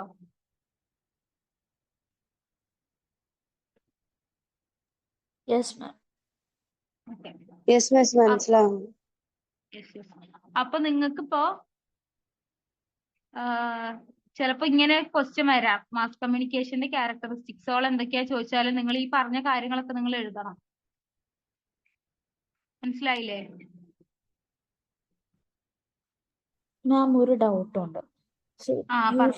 നമ്മള് മാസ് കമ്മ്യൂണിക്കേഷൻ എന്ന് പറയുമ്പോൾ എല്ലാം കൂടെ വരുന്നല്ലേ? അതില് ഇപ്പോ ഡിജിറ്റൽ മീഡിയ അല്ലെങ്കിൽ ന്യൂ മീഡിയ വരുമ്പോൾ ഇൻസ്റ്റന്റ് ഫീഡ്ബാക്ക് അതിൻ്റെ ഒരു ഫീച്ചർ ആയിട്ട് വരുന്നുണ്ട്. പക്ഷെ ബ്രോഡ്കാസ്റ്റിംഗിലും ട്രഡീഷണൽ ന്യൂസ് പേപ്പർ, റേഡിയോ അതിലൊന്നും വരുമ്പോൾ ഇൻസ്റ്റന്റ് ഫീഡ്ബാക്ക് ഇല്ല. സോ ഓവറോൾ മാസ് മീഡിയയുടെ ഫീച്ചർ ആയിട്ട് ഫീഡ്ബാക്ക് വരും. ഇല്ല, അതുകൊണ്ടാണ് ഞാൻ ഇതിൽ യൂസ് ചെയ്യാതിരുന്നത്. ഒരു പോയിന്റ് ഉണ്ടായിരുന്നു. അതായത് ഞാൻ ഇതിനെപ്പറ്റി നിങ്ങൾക്ക് നോട്ട്സ് ഉണ്ടാക്കുന്ന സമയത്ത് ഫീഡ്ബാക്ക് ഡിലേ ആവുന്നുണ്ട്, അല്ലെങ്കിൽ അതൊരു 2-way കമ്മ്യൂണിക്കേഷൻ അല്ല എന്നുള്ള രീതിക്കുള്ള ഒരു പോയിന്റ് ഞാൻ കണ്ടിരുന്നു. ഞാനത് മനഃപൂർവ്വമാണ് അതൊന്ന് ഒഴിവാക്കിയത്. കാരണം നമുക്ക് കുറെ കാര്യം കൊണ്ട് എന്ത് ചെയ്യാൻ പറ്റില്ല, അതില് അത് എഴുതാൻ പറ്റില്ല. അത് നിങ്ങൾക്ക് എഴുതിയില്ലെങ്കിലും കുഴപ്പമില്ല, പക്ഷെ കൺഫ്യൂഷൻ ആവണ്ടെന്ന് വിചാരിച്ചിട്ടാണ് ഞാനത് ഇൻക്ലൂഡ് ചെയ്യാതിരുന്നത്. ഈ പറഞ്ഞ പോലെ ഒരു ലാർജർ ഓഡിയൻസിലേക്ക് സാധനം എത്തുമ്പോൾ ഇപ്പൊ ഈ പറഞ്ഞ പോലെ നമുക്ക് ഈ കമന്റ് സെക്ഷനിലും കാര്യങ്ങളൊക്കെ എന്ത് ചെയ്യാൻ പറ്റുന്നുണ്ട്? നമുക്ക് ഫീഡ്ബാക്ക് അയക്കാൻ പറ്റുന്നുണ്ട്, നമുക്ക് മെയിൽ ചെയ്യാൻ പറ്റുന്നുണ്ട്. ഇപ്പൊ ഏതെങ്കിലും പ്രൊഡക്റ്റ് വാങ്ങുമ്പോൾ നമുക്ക് എന്തെങ്കിലും കുഴപ്പമുണ്ടെന്നുണ്ടെങ്കിൽ നമുക്ക് അപ്പൊ തന്നെ കമന്റ് ചെയ്യാം, അല്ലെങ്കിൽ നമുക്ക് അവരെ കസ്റ്റമർ കെയറിൽ നമുക്ക് വിളിച്ച് സംസാരിക്കാം. ഈ സാധനങ്ങളൊക്കെ ഉണ്ട്. ഇപ്പൊ ഒരു സിനിമ ഇറങ്ങുമ്പോൾ അപ്പൊ തന്നെ റിവ്യൂ ചെയ്യുന്നുണ്ട്, ആൾക്കാർ അത് പോയി കാണുന്നുണ്ട്. ഈ സാധനമൊക്കെ വളരെ പെട്ടെന്ന് സ്പ്രെഡ് ആവുന്നുണ്ട് അല്ലേ? അപ്പോ പക്ഷെ ഈ പറഞ്ഞ പോലെ ട്രഡീഷണൽ മീഡിയയിൽ ഇപ്പോഴും എന്താണ്? ട്രഡീഷണൽ മീഡിയ ഈ പറഞ്ഞ പോലെ മാസ് കമ്മ്യൂണിക്കേഷൻ ആണ്, പക്ഷെ ഈ പറഞ്ഞ പോലെ എപ്പോഴും നമുക്ക് ഇൻസ്റ്റന്റ് ആയിട്ട് നമുക്ക് ഫീഡ്ബാക്ക് കൊടുക്കാൻ പറ്റില്ല. അതുകൊണ്ട് നമുക്ക് ഓവറോൾ ഇതിനെ എന്ത് ചെയ്യാൻ പറ്റില്ല, ഒരു റാപ്പിഡ് ഫീഡ്ബാക്ക് എന്നുള്ള സാധനം നമുക്ക് പറയാൻ പറ്റില്ല. അതുകൊണ്ടാണ് ഞാൻ അതിൽ ഇൻക്ലൂഡ് ചെയ്യാതിരുന്നത്. പക്ഷെ ഇപ്പൊ ആൾക്കാർ പൊതുവെ മാസ് കമ്മ്യൂണിക്കേഷൻ എന്ന് പറയുമ്പോൾ ഇന്റർനെറ്റിനെ മാത്രമേ കാണുള്ളൂ. അപ്പൊ അവർക്ക് തോന്നാം അതൊരു 2-way മോഡ് ഓഫ് കമ്മ്യൂണിക്കേഷൻ ആണ്, അവിടെ ഇൻസ്റ്റന്റ് ആയിട്ട് ഫീഡ്ബാക്ക് പറയാം എന്നുള്ള ഒരു സാധനം അവർക്ക് തോന്നും. മാസ് കമ്മ്യൂണിക്കേഷൻ എന്ന് പറയുമ്പോൾ വൈഡർ ഓഡിയൻസിലേക്ക് എത്തുന്നത് ഇന്റർനെറ്റ് വഴി, അല്ലെങ്കിൽ ഇൻസ്റ്റഗ്രാം, വാട്സാപ്പ്, ഫേസ്ബുക്ക്, എക്സ് എന്നൊക്കെ പറയുന്ന പോലെ അതിൽ മാത്രമേ പറ്റുള്ളൂ എന്നൊക്കെ ഒരു ധാരണ ആൾക്കാർക്ക് വരും. പക്ഷെ traditional media plus new media ആണ് എന്ത് പറയുന്നത്? മാസ് മീഡിയ എന്ന് പറയുന്നത്. അതുകൊണ്ടാണ് കേട്ടോ ഞാനത് ഇൻക്ലൂഡ് ചെയ്യാതെ. നിങ്ങൾക്ക് അങ്ങനെ ക്വസ്റ്റ്യൻ ചോദിച്ചാലും നിങ്ങൾ അത് എഴുതേണ്ട ആവശ്യമില്ല, പക്ഷെ സാധനം മനസ്സിലാക്കി വെച്ചാൽ മതി. ഓക്കെ. ഓക്കെ. അടുത്തത് നമ്മൾ പറയുന്നത് മാസ് മീഡിയ ആണ്.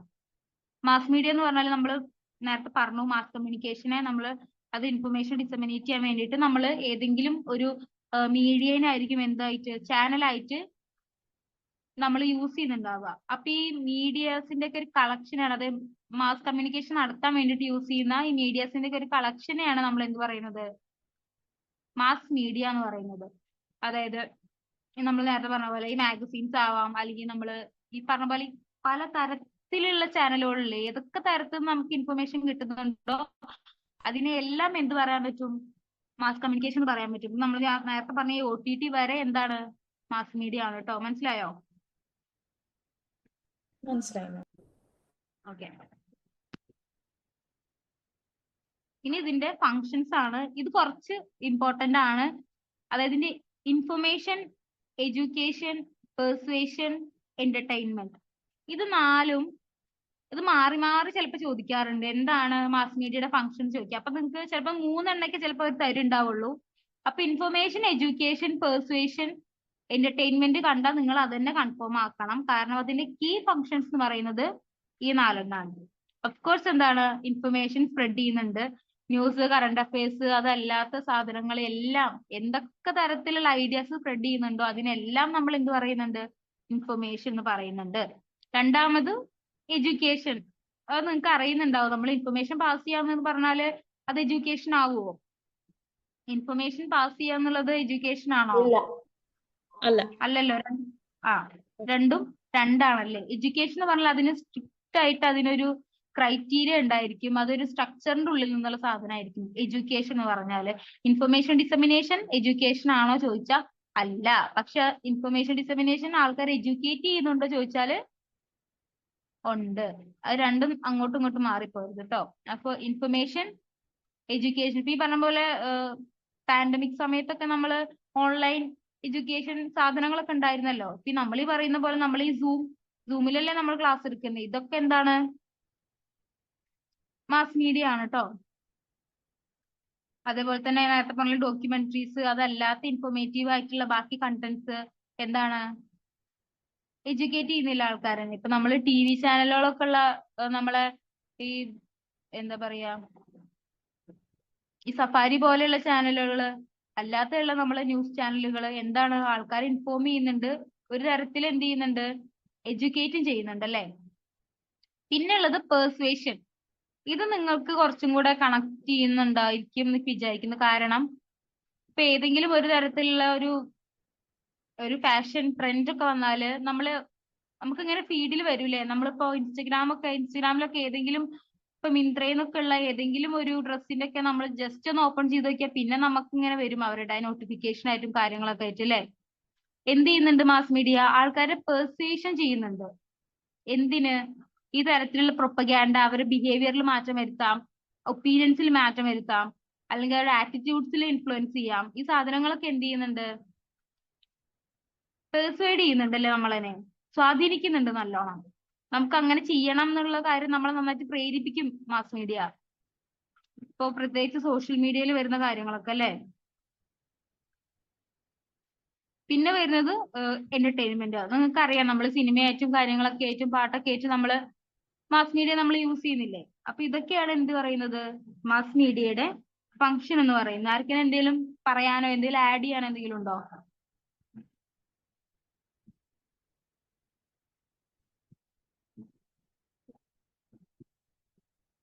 എനിവൺ? No miss. ഓക്കെ, അപ്പൊ മനസ്സിലായെന്ന് വിചാരിക്കുന്നു. ഇതാണ് എന്ത്, മാസ് മീഡിയയുടെ ഫംഗ്ഷൻ എന്ന് പറഞ്ഞാല്. ഇനി ഞാൻ നിങ്ങൾക്ക് കുറച്ച് ക്വസ്റ്റ്യൻസ് പ്രിപ്പയർ ചെയ്തിട്ടുണ്ട് നമ്മൾ ഇന്ന് പഠിച്ച സാധനങ്ങൾ വെച്ചിട്ട്. ഓക്കെ, ഇപ്പൊ ഇതുവരെ പറഞ്ഞതിൽ നിങ്ങൾക്ക് എന്തെങ്കിലും സംശയമോ കാര്യങ്ങളോ ഉണ്ടോ?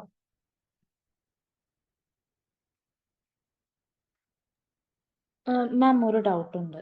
ഇപ്പോ ഇപ്പോ AI ടൂൾസും കാര്യങ്ങളൊക്കെ വന്നല്ലോ. So ChatGPT communication or AI ആയിട്ട് ടൂളായിട്ട് വരുന്ന കമ്മ്യൂണിക്കേഷനെ ഏത് രീതിയിലാണ് നമ്മൾ പറയാ? ഏത് രീതിയിലാ പറയാന്ന് ചോദിച്ചാ, ലൈക്ക് അത് എന്തിന്റെ അണ്ടറിലായിരിക്കും വരാ? അതൊക്കെ ഡിജിറ്റൽ കമ്മ്യൂണിക്കേഷന്റെ അണ്ടറിലാ വരിക. പക്ഷെ അത് മനസ്സിലായോ? അല്ലല്ലോ. പക്ഷെ ലൈക്ക് ആ കമ്മ്യൂണിക്കേഷൻ രണ്ട് AI-യും പിന്നെ ടെക്സ്റ്റ് ചെയ്യുന്ന ആള് രണ്ടാൾക്കാരും മാത്രമല്ലേ ഉള്ളൂ. ഓ, അപ്പൊ നിങ്ങൾ അത് ചോദിച്ച കമ്മ്യൂണിക്കേഷൻ ബാരിയർ ആണോ ചോദിച്ചേ? അല്ല, ലൈക്ക് AI കമ്മ്യൂണിക്കേഷൻ. സോ ഇപ്പൊ ഞാൻ ChatGPT-യുടെ അടുത്ത് ടെക്സ്റ്റ് ചെയ്തിട്ട് ഒരു കാര്യം ചോദിക്കുകയാണെങ്കിൽ അതൊരിക്കലും അത് ഡിജിറ്റൽ മീഡിയയിൽ വരും. ബിക്കോസ് ഡിജിറ്റൽ മീഡിയ മാസ് മീഡിയയുടെയും കൂടെ ഒരു പാർട്ടല്ല. അതുകൊണ്ട് ഡൗട്ട്. അത് എന്താ പറയാ, ഡിജിറ്റൽ മീഡിയയിലായിരിക്കും വരുന്നുണ്ടാവുക. മാസ് മീഡിയ ഇന്റർപേഴ്സൺ അങ്ങനെ വരില്ല. രണ്ടാളും അങ്ങനല്ലേ അതിൽ വരുന്നു. ഒന്നുകൂടെ ചോദിക്കോ? ക്ലിയർ ആവുന്നില്ല. ലൈക്ക് AI കമ്മ്യൂണിക്കേഷനിൽ ബേസിക്കലി രണ്ടാൾക്കാരല്ലേ ഉണ്ടാവുക. ഒന്ന് Yes. ഓപ്പോസിറ്റ് സൈഡിൽ AI, പിന്നെ ടെക്സ്റ്റ് ചെയ്യുന്ന ഞാൻ. സോ ഡിജിറ്റൽ മീഡിയ എന്ന് പറയുമ്പോൾ ഞാൻ നേരത്തെ മുമ്പ് നമ്മൾ പറഞ്ഞിരുന്നു digital media comes under mass media. So അപ്പൊ AI കമ്മ്യൂണിക്കേഷൻ എങ്ങനെയാ ഡിജിറ്റൽ മീഡിയയിൽ വരുന്നത്? കാരണം അതിൽ രണ്ടാൾക്കാരല്ലേ ഉള്ളൂ. അപ്പൊ അതൊരിക്കലും മാസ് മീഡിയയും കൂടി അല്ലല്ലോ. അല്ല, അതിനെ പറ്റിയിട്ട് പറയുകയാണെന്നുണ്ടെങ്കിൽ ഡിജിറ്റൽ മീഡിയയുടെ അണ്ടറിൽ അത് വരും. അത് നിങ്ങൾ ഒരു തരത്തിൽ ആലോചിച്ചാൽ അതൊരു ഡിജിറ്റൽ കമ്മ്യൂണിക്കേഷൻ അല്ലേ അവിടെ നടക്കുന്നത്? മാം, അത് ഇന്റർപേഴ്സണൽ കമ്മ്യൂണിക്കേഷൻ ആവൂല. ഇന്റർപേഴ്സണൽ കമ്മ്യൂണിക്കേഷൻ നമുക്ക് ഒരിക്കലും AI ടൂളിനെ നമുക്കൊരു ഇന്റർപേഴ്സണൽ കമ്മ്യൂണിക്കേഷൻ എന്ന് പറഞ്ഞാൽ രണ്ട് വ്യക്തികൾ നടത്തുന്ന കമ്മ്യൂണിക്കേഷൻ അല്ലേ നമ്മൾ പഠിച്ചത്? അല്ലേ? ആ AI ടൂളിനെ എങ്ങനെയാ നിങ്ങൾക്ക് അതൊരു പേഴ്സൺ ആയിട്ട് പറയാൻ പറ്റുക? അല്ല, ഒരു സെൻഡറും ഒരു റിസീവറും ആ രീതിയിൽ അങ്ങനെ പറയാൻ പറ്റില്ല. ഇല്ല, ഇന്റർപേഴ്സണൽ കമ്മ്യൂണിക്കേഷനെ നമുക്ക് അങ്ങനെ പറയാൻ പറ്റില്ല. നമ്മൾ രണ്ട് വ്യക്തികൾ തന്നെ ആയിരിക്കണം ആ സാധനം. നിങ്ങൾ സംസാരിക്കുന്ന ആള് ഒരു പേഴ്സൺ ആയിരിക്കണം. ഓക്കെ.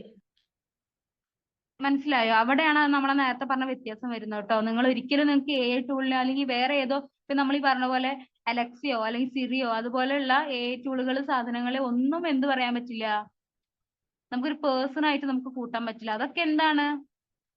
അതൊക്കെ ഇത് പറയുന്ന ഡിജിറ്റൽ കമ്മ്യൂണിക്കേഷൻ അണ്ടറിൽ വരുന്നതാണോ അല്ലെങ്കിൽ ഒരു തരത്തില് ഒരു റോബോട്ടിക് കമ്മ്യൂണിക്കേഷന്റെ അണ്ടറിൽ വരുന്നതാണ്. ഓക്കെ. മനസ്സിലായോ? നമ്മൾ ഇന്റർപേഴ്സണൽ കമ്മ്യൂണിക്കേഷൻ അതിനെ നിങ്ങൾ ഒരിക്കലും അങ്ങോട്ടും ഇങ്ങോട്ടും കൺഫ്യൂസ് ചെയ്യരുത്.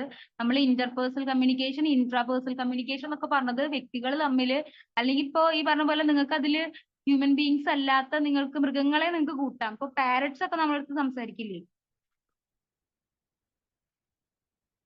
അവിടെ ഫിസിക്കലായിട്ട് ആളവിടെ നിൽക്കുന്നില്ലേ? നമുക്ക് ഫിസിക്കലായിട്ട് ആളെനെ നമുക്ക് കാണണം അവിടെ. ഐ മീൻ നമ്മൾ കണ്ടില്ല എന്നുണ്ടെങ്കിൽ നമ്മൾ ഫോൺ ചെയ്യുമ്പോഴൊക്കെ എന്ത് ചെയ്യുന്നുണ്ട്, ആളപ്പുറത്തുണ്ടല്ലോ. പക്ഷെ AI ടൂൾ അങ്ങനെയല്ലല്ലോ, വ്യത്യാസമുണ്ട്. നിങ്ങൾ ഇന്റർപേഴ്സണൽ കമ്മ്യൂണിക്കേഷൻ എന്ന് പറയുമ്പോൾ നിങ്ങൾ രണ്ട് ആളുകളായിട്ട് തന്നെ നിങ്ങൾ കണക്കാക്കണം അത്.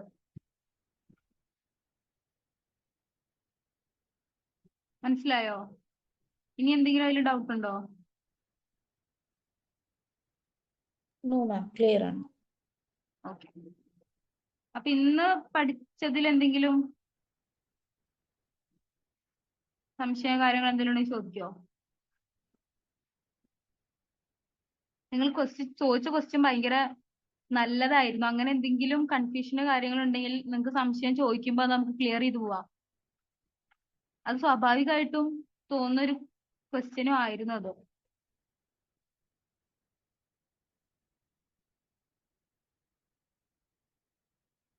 ആർക്കെങ്കിലും നമ്മൾ ഇന്ന് പഠിച്ച കാര്യങ്ങളിൽ എന്തെങ്കിലും ക്വസ്റ്റ്യൻസ് ബാരിയേഴ്സിനെ കുറിച്ചിട്ടോ മാസ് മീഡിയനെ കുറിച്ചിട്ടോ മാസ് കമ്മ്യൂണിക്കേഷനെ പറ്റിയിട്ടോ അതിന്റെ ഫങ്ഷൻസിനെ പറ്റിയിട്ടോ എന്തെങ്കിലും ക്വസ്റ്റ്യൻ,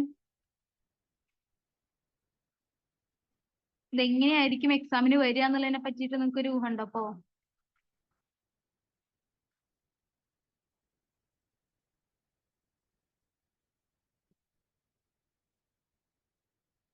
ഓക്കെ.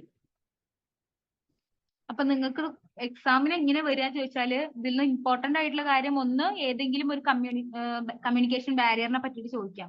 മിക്കവാറും അത് സെമാന്റിക്കോ അല്ലെങ്കിൽ കൾച്ചറലോ ഒക്കെ ആയിരിക്കും. കൾച്ചറൽ ബാരിയർ ഒക്കെ ഒരു എനിക്ക് തോന്നുന്നു 2-3 വർഷമൊക്കെ അടുപ്പിച്ച് ചോദിച്ചൊരു ചോദ്യമായിരുന്നു കൾച്ചറൽ ബാരിയർ എന്താണെന്നുള്ളത്.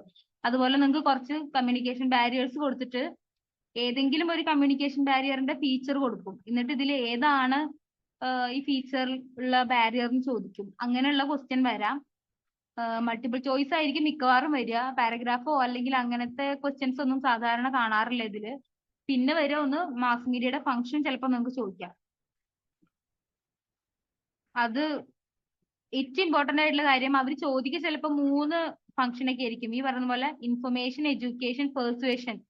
അതോ ചിലപ്പോൾ പെർസുവേഷൻ മാറ്റിയിട്ട് ചിലപ്പോൾ എന്റർടൈൻമെന്റ് ചോദിക്കാം. പക്ഷെ ഇൻഫർമേഷനും എഡ്യൂക്കേഷനും വളരെ ഇമ്പോർട്ടന്റ് ആണ്. എല്ലാ പ്രാവശ്യവും അവർ ചോദിക്കുമ്പോൾ ഇൻഫർമേഷനും എഡ്യൂക്കേഷനും അതിൽ ഉണ്ടാവാറുണ്ട്. ഒന്നല്ലെങ്കിൽ പെർസുവേഷൻ മാറും, അല്ലെങ്കിൽ എന്റർടൈൻമെന്റ് മാറും. ഈ 4 നിങ്ങൾ ഓർത്ത് വെക്കുക. ഭയങ്കര ഇമ്പോർട്ടന്റ് ആണ്. ക്വസ്റ്റ്യൻ വരാൻ സാധ്യതയുള്ള ഒരു ഭാഗമാണിത്. മാം, ഒരു ഡൗട്ട്. ഇപ്പോ ഇത് തന്നിട്ട് ഇതിൽ മോസ്റ്റ് അപ്രോപ്രിയേറ്റ് ഫംഗ്ഷൻ ഏതാന്ന് ചോദിച്ചു കഴിഞ്ഞാൽ ഏതായിരിക്കും വരിക? ഇൻഫർമേഷൻ. ഓക്കെ. അങ്ങനെ ചോദിക്കുകയാണെന്നുണ്ടെങ്കിൽ എന്ത് ചെയ്യണം? ഇൻഫർമേഷൻ എന്നാണ് ആദ്യം കൊടുക്കേണ്ടത്. ഓക്കെ. അത് കഴിഞ്ഞിട്ട് ബാക്കി വരുന്നുള്ളൂ. ഇപ്പൊ അങ്ങനെ ഒരു ഓർഡറിൽ പറയുകയാണെന്നുണ്ടെങ്കിൽ ആദ്യം ഇൻഫർമേഷൻ, പിന്നെ എന്റർടൈൻമെന്റ്, പിന്നെ എഡ്യൂക്കേഷൻ, പിന്നെ പെർസുവേഷൻ. സാധാരണ അങ്ങനെ ക്വസ്റ്റ്യൻ വരാറില്ല. കാരണം ഇതെല്ലാം അതിന്റെ കീ ഫങ്ഷൻസ് ആണ്. അതായത് മാസ് മീഡിയ നമ്മൾ ഓരോരുത്തരും ഓരോ രീതിക്കായിരിക്കില്ല യൂസ് ചെയ്യുന്നുണ്ടാവുക. ഇപ്പൊ നിങ്ങളിപ്പോ യൂസ് ചെയ്തുകൊണ്ടിരിക്കുന്നത് എന്തിനു വേണ്ടിയാണ്? എഡ്യൂക്കേഷന് വേണ്ടിയിട്ടാണ്. പറ്റിയ ടൈം നിങ്ങൾ സിബ്ലിങ്സ് ആരെങ്കിലും അടുത്തിരുന്ന് ഫോൺ കളിക്കുന്നുണ്ടെങ്കിൽ അവർ എന്റർടൈൻമെന്റിനോ അല്ലെങ്കിൽ ഇൻഫർമേഷനോ വേണ്ടിയിട്ടായിരിക്കും യൂസ് ചെയ്യുന്നുണ്ടാവുക. അല്ലെങ്കിൽ നിങ്ങൾ വേറെ ആരെങ്കിലും പെർസുവേഷന് വേണ്ടിയിട്ടായിരിക്കും യൂസ് ചെയ്യുന്നുണ്ടായിരിക്കുക. അപ്പോൾ ഓരോ വ്യക്തികളിൽ നിന്നും അവരെങ്ങനെ യൂസ് ചെയ്യുന്നു എന്നുള്ള അനുസരിച്ചിട്ട് ഇതിന്റെ ഫങ്ഷൻസ് അങ്ങോട്ടും ഇങ്ങോട്ടും മാറും. അപ്പൊ അത് അങ്ങനെ ചിലപ്പോ ക്വസ്റ്റ്യൻ ആയിട്ട് വരില്ല. ഇങ്ങനെ നിങ്ങൾക്ക് 3 4 ഒക്കെ ചോദിച്ചിട്ട് ചിലപ്പോ ക്വസ്റ്റ്യൻ ആയിട്ട് വരാം. അങ്ങനെയായിരിക്കും സാധാരണ ഈ ഭാഗത്ത് നിന്ന് ക്വസ്റ്റ്യൻ വരിക. അതൊന്ന് നോട്ട് ചെയ്ത് വെക്കണം. ഈ പറയുമ്പോൾ നിങ്ങൾ ഇമ്പോർട്ടന്റ് എന്ന് എഴുതി വെച്ചിട്ട് നിങ്ങളൊന്ന് പിന്നെ നിങ്ങൾ റിവിഷൻ എടുക്കുന്ന സമയത്ത് അപ്പൊ നിങ്ങൾക്ക് ഒരു തവണ നോക്കിയാൽ മതിയാവും.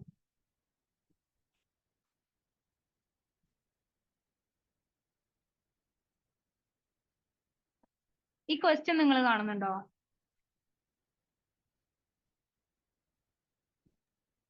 കാണുന്നുണ്ട്.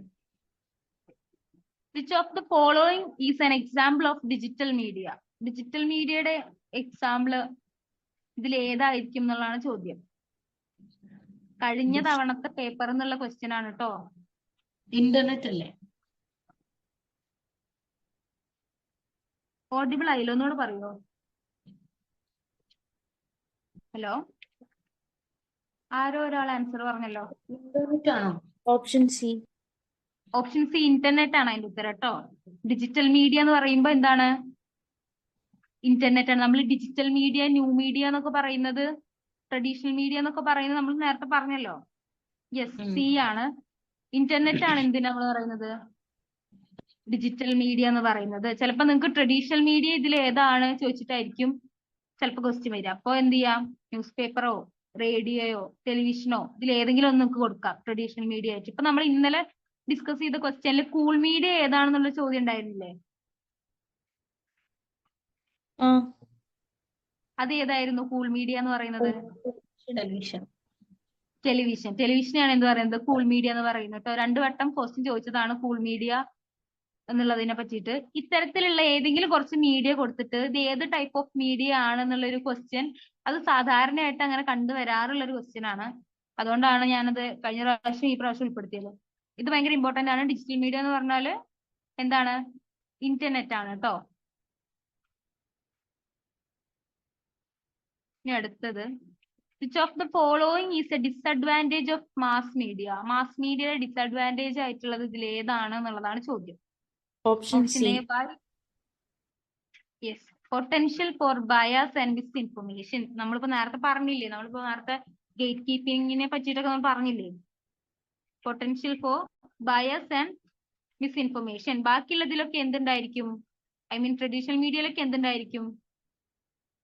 ഗേറ്റ് കീപ്പിംഗ് ഉണ്ടായിരിക്കും, എഡിറ്റിംഗ് ഉണ്ടായിരിക്കും, ഫിൽറ്ററിംഗ് ഉണ്ടായിരിക്കും. ഇത് 3ഉം എന്താണ്? ഒരേ വാക്കാണ് കേട്ടോ. ചിലപ്പോൾ നിങ്ങൾ ഗേറ്റ് കീപ്പിംഗ് എന്നുള്ള വാക്കൊക്കെ ചിലപ്പോൾ നിങ്ങൾ ഇനി അങ്ങോട്ട് കേൾക്കും. ചിലപ്പോൾ ക്വസ്റ്റ്യൻ പേപ്പറിലൊക്കെ എഡിറ്റിംഗ് എന്നുള്ളതിനൊക്കെ ചിലപ്പോൾ ഗേറ്റ് കീപ്പിംഗ് എന്നൊക്കെ ആയിരിക്കും ചിലപ്പോൾ ചോദിക്കുന്നുണ്ടാവുക. അപ്പൊ വാക്ക് കേട്ടാല് കൺഫ്യൂസ്ഡ് ആവരുത്. ഗേറ്റ് കീപ്പിംഗ് എന്ന് പറഞ്ഞാല് ഫിൽറ്ററിങ്ങിനെയാണ് ഗേറ്റ് കീപ്പിംഗ് എന്ന് പറയുന്നത്. പിന്നെ ഇതിൽ ബാക്കി കൊടുത്തിട്ടുള്ളത് wide reach and accessibility, ability to inform and educate, platform for self expression എന്നൊക്കെ പറഞ്ഞതിൽ ഇതിന്റെ ഡിസഡ്വാൻറ്റേജ് അല്ലല്ലോ. അതെന്താണ്? അഡ്വാൻറ്റേജ് അല്ലേ, ഫങ്ഷൻ അല്ലേ അത്? അതിന്റെ ഫങ്ഷൻ ആണ്, അതിന്റെ ഫങ്ഷൻ അതിന്റെ അഡ്വാൻറ്റേജ് ആണ് എന്ത് ബാക്കി സാധനങ്ങളൊക്കെ. ഇപ്പൊ നമ്മൾ നേരത്തെ പറഞ്ഞ പോലെ ഒരുപാട് ആളുകൾക്ക് അറ്റ് എ ടൈം എത്തും. ഇപ്പൊ ഞാൻ നേരത്തെ പറഞ്ഞതിൽ രണ്ടാമത്തെ ഓപ്ഷനിൽ കൊടുത്തിട്ടുള്ളത് ഇൻഫോമും എഡ്യൂക്കേറ്റും ആണ്. അപ്പൊ ഈ ഇൻഫോം, എഡ്യൂക്കേറ്റ്, എന്റർടൈൻ, പെർസുവേഷൻ എന്നൊക്കെ പറഞ്ഞാൽ ഇങ്ങനെ ഇതിങ്ങനെ മാറി മാറി ചോദിച്ചുകൊണ്ടിരിക്കുന്നു, ഞാൻ നേരത്തെ പറഞ്ഞില്ലേ. അപ്പൊ നിങ്ങളത് ഉറപ്പായിട്ടും ഇതിന്റെ ഫങ്ഷൻസ് എന്താണെന്ന് പഠിച്ചിരിക്കണം മാസ് മീഡിയയുടെ. പിന്നെ പ്ലാറ്റ്ഫോം ഫോർ സെൽഫ് എക്സ്പ്രഷൻ. ശരിക്കും പറഞ്ഞാൽ ട്രഡീഷണൽ മീഡിയയിൽ നമുക്ക് അങ്ങനത്തെ ഒരു ഓപ്ഷൻ ഉണ്ടായിരുന്നോ, പ്ലാറ്റ്ഫോം ഫോർ സെൽഫ് എക്സ്പ്രഷൻ? ഇല്ല. ഇപ്പൊ വന്നില്ലേ? ഇപ്പൊ വന്നത് എന്തുകൊണ്ടാണ്? ഇന്റർനെറ്റ് വന്നതിന് ശേഷമല്ലേ? യെസ്. അപ്പൊ അവിടെ എന്തുണ്ട്, വ്യത്യാസമുണ്ട്.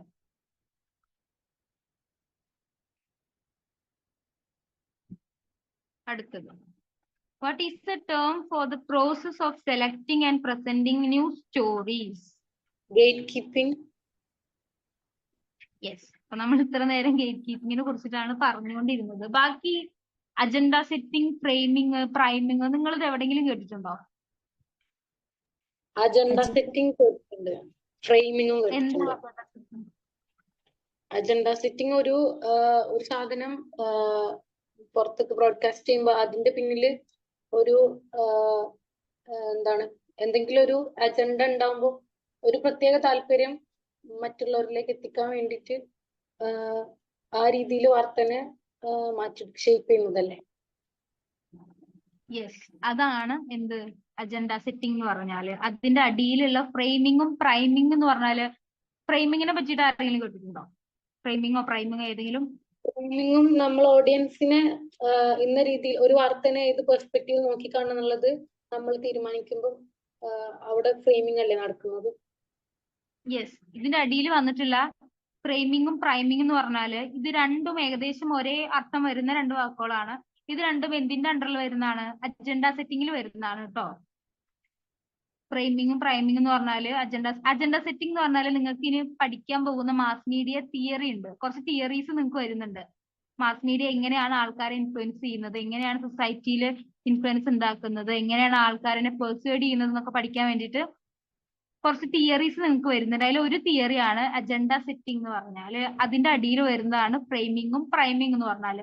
ഫ്രെയിമിംഗ് എന്ന് പറഞ്ഞാൽ ഈ പറഞ്ഞ പോലെ ഭയങ്കര ഫേമസ് ആയിട്ടുള്ള, അതായത് ആൾക്കാർ ഇൻഫ്ലുവൻസ്ഡ് ആവും, കുറച്ചധികം ഫോളോവേഴ്സ് ഉള്ള ആൾക്കാരനൊക്കെ വെച്ചിട്ട് എന്ത് ചെയ്യുന്നു, അവർ അജണ്ട സെറ്റ് ചെയ്യാണ്. അവര് ഉദ്ദേശിക്കുന്ന സാധനം ആൾക്കാരിൽ എത്തിക്കാൻ വേണ്ടിയിട്ട് ഇത്തരത്തിലുള്ള ആൾക്കാരെ യൂസ് ചെയ്തിട്ട് എന്ത് ചെയ്യുന്നു, അതിന് പബ്ലിസിറ്റി കൊടുക്കുന്നു, അതിന് കൂടുതൽ പ്ലാറ്റ്ഫോം കൊടുക്കുന്നു. അപ്പൊ ആൾക്കാർ എന്ത് ചെയ്യും, അത് വിശ്വസിക്കും, അവരതിൽ കുറച്ചുകൂടി പേഴ്സ്വേഡ് ആവും, അവരത് എന്ത് ചെയ്യും, ഫോളോ ചെയ്യാൻ തുടങ്ങും. അതന്നെയാണ് എന്ത് ഫ്രെയിമിങ്ങും പ്രൈമിംഗ് എന്ന് പറഞ്ഞാല് അജണ്ട സെറ്റിംഗിന്റെ അണ്ടറിൽ വരുന്നതാണ്. രണ്ടും എന്താണ്, അവരുദ്ദേശിക്കുക, അവരാരും ആയിക്കോട്ടെ, ഒന്നല്ലെങ്കിൽ ഗവൺമെന്റ് ആയിക്കോട്ടെ, അല്ലെങ്കിൽ കോർപ്പറേറ്റ് ആയിക്കോട്ടെ, ആരോ ആയിക്കോട്ടെ, അവരുദ്ദേശിക്കുന്ന സാധനം ജനങ്ങളിലേക്ക് അവരുദ്ദേശിക്കുന്ന രീതിയിൽ എന്ത് ചെയ്യുന്നു, മീഡിയ വഴി എത്തിക്കുന്നു. ഇപ്പൊ നിങ്ങൾക്ക് അതിനൊരു എക്സാമ്പിൾ പറയുകയാണെന്നുണ്ടെങ്കിൽ, ഇപ്പോ സിനിമ റിലീസ് ആവുന്നതിന് മുന്നേ സിനിമയുടെ പ്രൊമോഷൻസ് ഒക്കെ ഭയങ്കരമായിട്ട് നടക്കുന്ന ഒരു സമയമാണല്ലോ ഇപ്പോ. പോസ്റ്റ് പാൻഡമിക്കിലാ തോന്നുന്നു അതിന് ഇത്രയധികം പബ്ലിസിറ്റി കിട്ടിയത്. അതായത് സിനിമ ഇറങ്ങുന്നതിന് മുന്നേ എന്തായാലും എന്തുണ്ടായിരിക്കും, ഏതെങ്കിലും ഒരു ഓൺലൈൻ ചാനലില് എന്തുണ്ടാവും, അവര് പ്രൊമോഷൻ ആയിട്ട് വരും. ഇതൊരു തരത്തിലുള്ള അജണ്ട സെറ്റിംഗ് ആണ്. അതായത് സിനിമ ആൾക്കാരിലേക്ക് കൂടുതൽ എത്തിക്കുക, ഒരു പ്രീ പ്രൊമോഷന്റെ ഒരു ഭാഗമാണ് അവരുടെ. അപ്പോ എന്താണ്, ആൾക്കാരിലേക്ക് കൂടുതൽ എത്താൻ വേണ്ടിയിട്ട് സിനിമയെ പറ്റി അറിയാം. ചിലപ്പോൾ അവർ വല്ല കോൺട്രവേഴ്സീസ് ഒക്കെ ഉണ്ടാക്കും. ചിലപ്പോ ഇന്റർവ്യൂ ചെയ്യുന്ന ആളെന്നെ ചിലപ്പോ എല്ലാവരും കൂടി വട്ടത്തിലിരുന്ന് നോക്കും, അല്ലെങ്കിൽ എന്തെങ്കിലും ദേഷ്യപ്പെടുന്ന സാധനം എന്തെങ്കിലുമൊക്കെ ഉണ്ടാവും. അപ്പൊ എന്ത് ചെയ്യും, ആൾക്കാർ ആ സംഭവത്തിലേക്ക് കുറച്ചും കൂടെ കോൺസെൻട്രേറ്റ് ചെയ്യും. അത് ഏത് സിറ്റുവേഷനിൽ ഉണ്ടായത്, ഏത് സിനിമയാണ്, അതിൽ സിനിമ അഭിനയിക്കുന്ന ആൾക്കാർ ആരൊക്കെയാണെന്ന് ആൾക്കാർ അപ്പൊ കുറച്ചും കൂടെ ശ്രദ്ധിക്കും. ആൾക്കാർക്ക് സിനിമയിൽ എന്താ ഉള്ളത് എന്ന് അറിയാൻ വേണ്ടിയിട്ട് എന്ത് ചെയ്യും, ആൾക്കാർ ചിലപ്പോൾ സിനിമ കാണാൻ പോകും അല്ലെ. അപ്പൊ ഒരു തരത്തിലുള്ള അജണ്ട സെറ്റിംഗ് ആണത്. പിന്നെ അജണ്ട സെറ്റിംഗ് എവിടെ വർക്ക് ചെയ്യുന്നതെന്ന് അറിയോ? പൊളിറ്റിക്കൽ പാർട്ടിയുടെ അകത്താണ്. ഇപ്പൊ ഇലക്ഷൻ ഒക്കെ വരുന്ന സമയത്ത് ഇറങ്ങുന്ന സിനിമകള്, ഇപ്പൊ ഇലക്ഷൻ നടക്കുന്ന സമയത്ത് ഇപ്പൊ PM-ന്റെയോ CM-ന്റെയോ ഒക്കെ അല്ലെങ്കിൽ ആ പാർട്ടിയുടെ ഒക്കെ ഏതെങ്കിലും സിനിമകൾ ഇറങ്ങും അല്ലെ. അതൊരു തരത്തിലുള്ള എന്താണ്, അജണ്ട സെറ്റിംഗ് ആണ്. അപ്പോ അതിന്റെ അണ്ടറിൽ വരുന്നതാണ് ഫ്രെയിമിങ്ങും പ്രൈമിംഗ് എന്ന് പറയുന്നത്. അത് നമ്മൾ ഇനി വരുന്ന ക്ലാസ്സിൽ പഠിക്കുക. അടുത്ത മൊഡ്യൂളാണ് നിങ്ങൾക്ക് അത് പഠിക്കാനുള്ളത്. ക്വസ്റ്റ്യൻ കണ്ടപ്പോ ഞാൻ പറഞ്ഞേ ഉള്ളൂ. മനസ്സിലായി എന്ന് വിചാരിക്കുന്നു. മനസ്സിലായി. അപ്പോ ഒരു ന്യൂസ് സ്റ്റോറി, അതായത് നമ്മൾ അതിൽ സെലക്ട് ചെയ്യുന്ന അല്ലെങ്കിൽ പ്രസന്റ് ചെയ്യുന്ന അതിന്റെ ടേമിന് എന്താ പറയുന്നത്? ഗേറ്റ് കീപ്പിംഗ് എന്നാണ് കേട്ടോ. ആ വാക്ക് നിങ്ങൾ മറന്നു പോകരുത്. ഫിൽറ്ററിംഗ് ആണത്. നമ്മൾ ചൂസ് ചെയ്യുന്നതിനും എന്ത് പറയുന്നു? ഗേറ്റ് കീപ്പിംഗ് എന്ന് പറയുന്നു. നമുക്കിപ്പോ ഗേറ്റ് കീപ്പിംഗ് നടക്കാത്ത കാരണമാണ് എന്ത് വരുന്നത്? ഇത്തരത്തിലുള്ള മിസ്ഇൻഫർമേഷൻസും ഫേക്ക് ന്യൂസും മാസ് മീഡിയയിൽ സ്പ്രെഡ് ആയിക്കൊണ്ടിരിക്കുന്നത് ഗേറ്റ് കീപ്പിംഗ് ഇല്ലാത്തതുകൊണ്ടാണ് കേട്ടോ. അടുത്ത question. Which of the following is an example for cultural communication barrier? Different values and beliefs. Yes. അതിൽ കൊടുത്ത ഓപ്ഷൻസ് എന്ന് പറഞ്ഞാൽ ലാംഗ്വേജ് ഡിഫറൻസ് ഉണ്ട്, നോൺ വെർബൽ ക്യൂസ് ഉണ്ട്, ഡിഫറെന്റ് വാല്യൂസ് ആൻഡ് ബിലീഫ്സ് ഉണ്ട്, ഫിസിക്കൽ ഡിസബിലിറ്റി ഉണ്ട്. ഇതൊന്നും അല്ല നമുക്കറിയാം. ലാംഗ്വേജ് ഡിഫറൻസ് ചിലപ്പോൾ വരാം കേട്ടോ. അതായത് ബാക്കി ഡിഫറെന്റ് വാല്യൂസ് ആൻഡ് ബിലീഫ്സ് അല്ലാതെ നോയ്സ് എന്നൊക്കെയാണ് ഓപ്ഷൻ സി ഉണ്ടെന്നുണ്ടെങ്കിൽ നിങ്ങൾ എന്ത് ചെയ്യണം? ലാംഗ്വേജ് ഡിഫറൻസ് എന്ന് വേണം എന്ത് ചെയ്യാൻ? ലോക്ക് ചെയ്യാൻ കേട്ടോ. പക്ഷെ ഇവിടെ ഇപ്പൊ ഓപ്ഷൻ എന്താ വരുന്നത്? അപ്പോ ഇവിടെ ലാംഗ്വേജ് ഡിഫറൻസ് ഏതിലാ വരിക? സെമാൻറ്റിക്കില്. Okay okay. സെമാൻറ്റിക് ബാരിയറിലാണ് ലാംഗ്വേജ് ഡിഫറൻസ് വരുന്നത് കേട്ടോ. അപ്പൊ നമ്മള് ലാംഗ്വേജ്, അതായത് സെമാൻറ്റിക്കില് നിങ്ങൾക്ക്, എനിക്ക് തോന്നുന്നു നിങ്ങൾക്ക് ചിലപ്പോൾ സെമാൻറ്റിക്കും കൾച്ചറലും ചിലപ്പോൾ നിങ്ങൾക്ക് അങ്ങോട്ടും ഇങ്ങോട്ടും മാറിപ്പോകും. കാരണം രണ്ടിലും ലാംഗ്വേജ് ഉള്ളത് കാരണം. സെമാൻറ്റിക്കില് ഏറ്റവും ഇമ്പോർട്ടന്റ് ആണ് എന്ത്? ലാംഗ്വേജ് ബാരിയർ എന്ന് പറയുന്നത്. സെമാൻറ്റിക് ബാരിയറിന്റെ ബേസിക് എന്ന് പറയുന്നത് ലാംഗ്വേജ് ആണ്. അത് ഏത് തരത്തിലുള്ള ലാംഗ്വേജ് ആയിക്കോട്ടെ. സെമാൻറ്റിക് എന്ന് പറഞ്ഞാൽ തന്നെ എന്താണ്? നമ്മൾ ഈ സൈൻ ലാംഗ്വേജും ലാംഗ്വേജിന്റെ സ്റ്റഡിയാണ് നമ്മൾ പറയുന്നത് അല്ലേ. അപ്പോ സെമാൻറ്റിക് ബാരിയർ എന്ന് വരുമ്പോ ഇപ്പൊ നിങ്ങൾക്കിപ്പോ സെമാൻറ്റിക് ബാരിയറിനെ കുറിച്ചിട്ടാണ് ചോദിച്ചതെന്നുണ്ടെങ്കിൽ അതിൽ ഓപ്ഷൻ ലാംഗ്വേജ് ഉണ്ട് എന്നുണ്ടെങ്കിൽ നിങ്ങൾ എന്ത് ചെയ്യണം? ലാംഗ്വേജ് ആണ് നിങ്ങൾ ലോക്ക് ചെയ്യേണ്ടത്. ഇനിയിപ്പൊ കൾച്ചറൽ കമ്മ്യൂണിക്കേഷൻ ബാരിയറിൽ വരുമ്പോ ഈ പറഞ്ഞ പോലെ ഡിഫറെന്റ് വാല്യൂ അല്ലെങ്കിൽ ഫുഡ് കൾച്ചറോ അങ്ങനെയൊക്കെ വരികയാണെന്നുണ്ടെങ്കിൽ എന്ത്, അല്ലെങ്കിൽ എന്താ പറയാ, നിങ്ങളുടെ ഡ്രസ്സിങ് സ്റ്റൈലോ അങ്ങനത്തെ ട്രഡീഷണൽ സാധനങ്ങളോ അല്ലെങ്കിൽ അവർ എത്തിനിസിറ്റി അങ്ങനെ അതിനെ കാണിക്കുന്ന സാധനങ്ങൾ എന്തെങ്കിലും ഉണ്ടെന്നുണ്ടെങ്കിൽ ഇപ്പൊ ഈ പറഞ്ഞ പോലെ ഡിഫറെന്റ് വാല്യൂസ് ആൻഡ് ബിലീഫ്സ്, വിശ്വാസങ്ങള്, ഇപ്പൊ അല്ലെങ്കിൽ ഏതെങ്കിലും കമ്മ്യൂണിറ്റിനെ പറ്റി പറയുമ്പോ അല്ലെങ്കിൽ ഏതെങ്കിലും മതത്തിനെ പറ്റി പറയുമ്പോ അതൊക്കെ ഏതിലാ വരുന്നത്? കൾച്ചറൽ കമ്മ്യൂണിക്കേഷൻ ബാരിയറിലാണ് കേട്ടോ വരുന്നത്. മിക്കവാറും അങ്ങനെ എന്തെങ്കിലുമൊക്കെ ആയിരിക്കും നിങ്ങൾക്ക് കൾച്ചറൽ കമ്മ്യൂണിക്കേഷൻ ബാരിയറിനെ പറ്റി ചോദിക്കുമ്പോൾ അങ്ങനെ എന്തെങ്കിലുമൊക്കെ ആയിരിക്കും മിക്കവാറും വരിക. സാധാരണ അങ്ങനെ വരാറ്. ലാംഗ്വേജ് അതിന്റെ ലീസ്റ്റ് ഓപ്ഷൻ ആണ്. ഇതെല്ലാം ഇല്ലാന്നുണ്ടെങ്കിൽ മാത്രമേ എന്ത് ചെയ്യാൻ പറ്റുള്ളൂ? നിങ്ങൾ ലാംഗ്വേജ് എന്നുള്ളൊരു ഓപ്ഷൻ കൾച്ചറൽ കമ്മ്യൂണിക്കേഷൻ ബാരിയറിൽ ചൂസ് ചെയ്യാൻ പറ്റുള്ളൂ കേട്ടോ. കൺഫ്യൂഷൻ വരരുത്. നിങ്ങൾ കൺഫ്യൂസ് ആക്കാൻ വേണ്ടിയാണ് അവർ ആ ലാംഗ്വേജ് ഡിഫറൻസ് എന്നുള്ളത് കൊടുത്തിട്ടുണ്ടാവുക. മിക്കവാറും ചിലപ്പോൾ അങ്ങനെയൊക്കെ കൊടുക്കാം. അപ്പൊ നിങ്ങൾക്ക് എന്ത് ചെയ്യരുത്? അത് മാറിപ്പോവരുത്. മനസ്സിലായോ?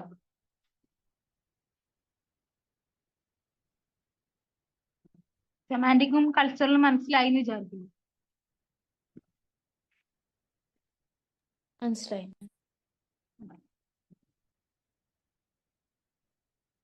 അടുത്ത question. Which of the following is an example of a semantic communication barrier? Language. Yes. അപ്പോ ഞാൻ ഈ രണ്ട് ക്വസ്റ്റ്യൻസ് ഞാൻ നിങ്ങൾക്ക് ഒപ്പം കൊടുക്കാണ്ടായ കാരണം നിങ്ങൾക്ക് അത് കൺഫ്യൂഷൻ മാറാൻ വേണ്ടിയിട്ടാണ്. എനിക്ക് തോന്നി നിങ്ങൾക്ക് അതിൽ ഒരു കൺഫ്യൂഷൻ വരുമെന്ന്, കാരണം രണ്ടിലും ലാംഗ്വേജ് ഉള്ളത് കാരണം. അപ്പൊ എന്ത് ചെയ്യണം? സെമാൻറ്റിക് കമ്മ്യൂണിക്കേഷൻ ബാരിയർ വരുമ്പോ ലാംഗ്വേജ് ഡിഫറൻസ് വന്നാല് ഉറപ്പായിട്ട് നിങ്ങൾ അത് വേണം ചൂസ് ചെയ്യാൻ കേട്ടോ. അതേപോലെ തന്നെ ഇപ്പൊ ഏതെങ്കിലും ആക്സെന്റിനെ പറ്റി പറയുകയാണെന്നുണ്ടെങ്കിൽ അതൊക്കെ എന്താണ്, സെമാന്റിക്കിൽ വരാം, സ്ലാങ്ങിൽ ഉണ്ടാവുന്ന വ്യത്യാസം. അതൊരു തരത്തിൽ നോക്കുകയാണെങ്കിൽ കൾച്ചറൽ കമ്മ്യൂണിക്കേഷൻ ബാരിയറും കൂടിയാണ് കേട്ടോ. സാധാരണ അവരങ്ങനെ ആക്സെന്റ് ഒന്നും ചോദിക്കലില്ല സാധാരണ. ഈ പറഞ്ഞ പോലെ ഇമോഷണൽ, ഫിസിക്കൽ, കൾച്ചറൽ എന്നൊക്കെ സാധാരണ ചോദിക്കാറുള്ളൂ. ഈ ഇമോഷണൽ ഡിഫറൻസ് ഏതിലാ വരിക? Psychological communication barriers. സൈക്കോളജി, അതെ, സൈക്കോളജിക്കൽ കമ്മ്യൂണിക്കേഷൻ ബാരിയറിലാണ് എന്ത് വരിക, ഇമോഷണൽ വരിക. അത് നിങ്ങൾക്ക് ഓർത്തിരിക്കണം. കാരണം സൈക്കോളജിക്കലി ഉണ്ടാകുന്ന പ്രശ്നങ്ങളും കാര്യങ്ങളാണ് സൈക്കോളജിക്കലി വരിക. ഇനിയിപ്പോ ഫിസിക്കൽ ആണെന്നുണ്ടെങ്കിൽ ഇപ്പൊ നമ്മള് ഡിഫറെന്റ്ലി ഏബിൾഡ് ആയിട്ടുള്ള ആൾക്കാർ കാര്യം മാത്രമല്ല, ഇപ്പൊ നമ്മൾ നോയ്സ് വരുന്നുണ്ട്, ഫിസിക്കലിലാണ് വരുന്നത് നോയ്സ് വരുന്നത്. അതേപോലെ തന്നെ 2 റൂമിൽ ഇരുന്ന് സംസാരിക്കുമ്പോ, അല്ലെങ്കിൽ എന്താ ഒരു നേരത്തെ പറഞ്ഞ ഒരു മതിന്റെ അപ്പുറത്ത് ഇപ്പുറത്തേയും സംസാരിക്കുന്നത്. ഇപ്പൊ നിങ്ങൾ ഓർഗനൈസേഷൻ ബാരിയറിലേ ചിലപ്പോ നിങ്ങൾക്ക് അങ്ങനെ ഒരു ക്വസ്റ്റ്യൻ വരാം. ഓർഗനൈസേഷൻ ബാരിയറിൽ വരുമ്പോ ചിലപ്പോ ഇങ്ങനെ ക്യൂബ് സൈസിലായിരിക്കും ആൾക്കാർ ചിലപ്പോ വല്ല ഓഫീസിലൊക്കെ സംസാരിക്കുന്നുണ്ടാവുക. അവിടെയും എന്ത് ചെയ്യുന്നുണ്ട്, ഫിസിക്കൽ ബാരിയർ വരുന്നുണ്ട്. ഓർഗനൈസേഷൻ കമ്മ്യൂണിക്കേഷൻ ബാരിയറിൽ ഫിസിക്കൽ ബാരിയറും ചിലപ്പോ വരാം. അങ്ങനെ ചിലപ്പോ നിങ്ങൾക്ക് ക്വസ്റ്റ്യൻ വരാം കേട്ടോ. അപ്പൊ നിങ്ങൾ എന്ത് ചെയ്യരുത്, ഒരു ഓർഗനൈസേഷന്റെ സ്ട്രക്ചർ മനസ്സിൽ ആലോചിച്ചാൽ മതി. മനസ്സിലായോ? ഈ ഫിസിക്കൽ ബാരിയറില് ഡിസ്റ്റൻസും വരാം, ഡിസ്റ്റൻസും ടൈമും ഒക്കെ അതിൽ വരാം.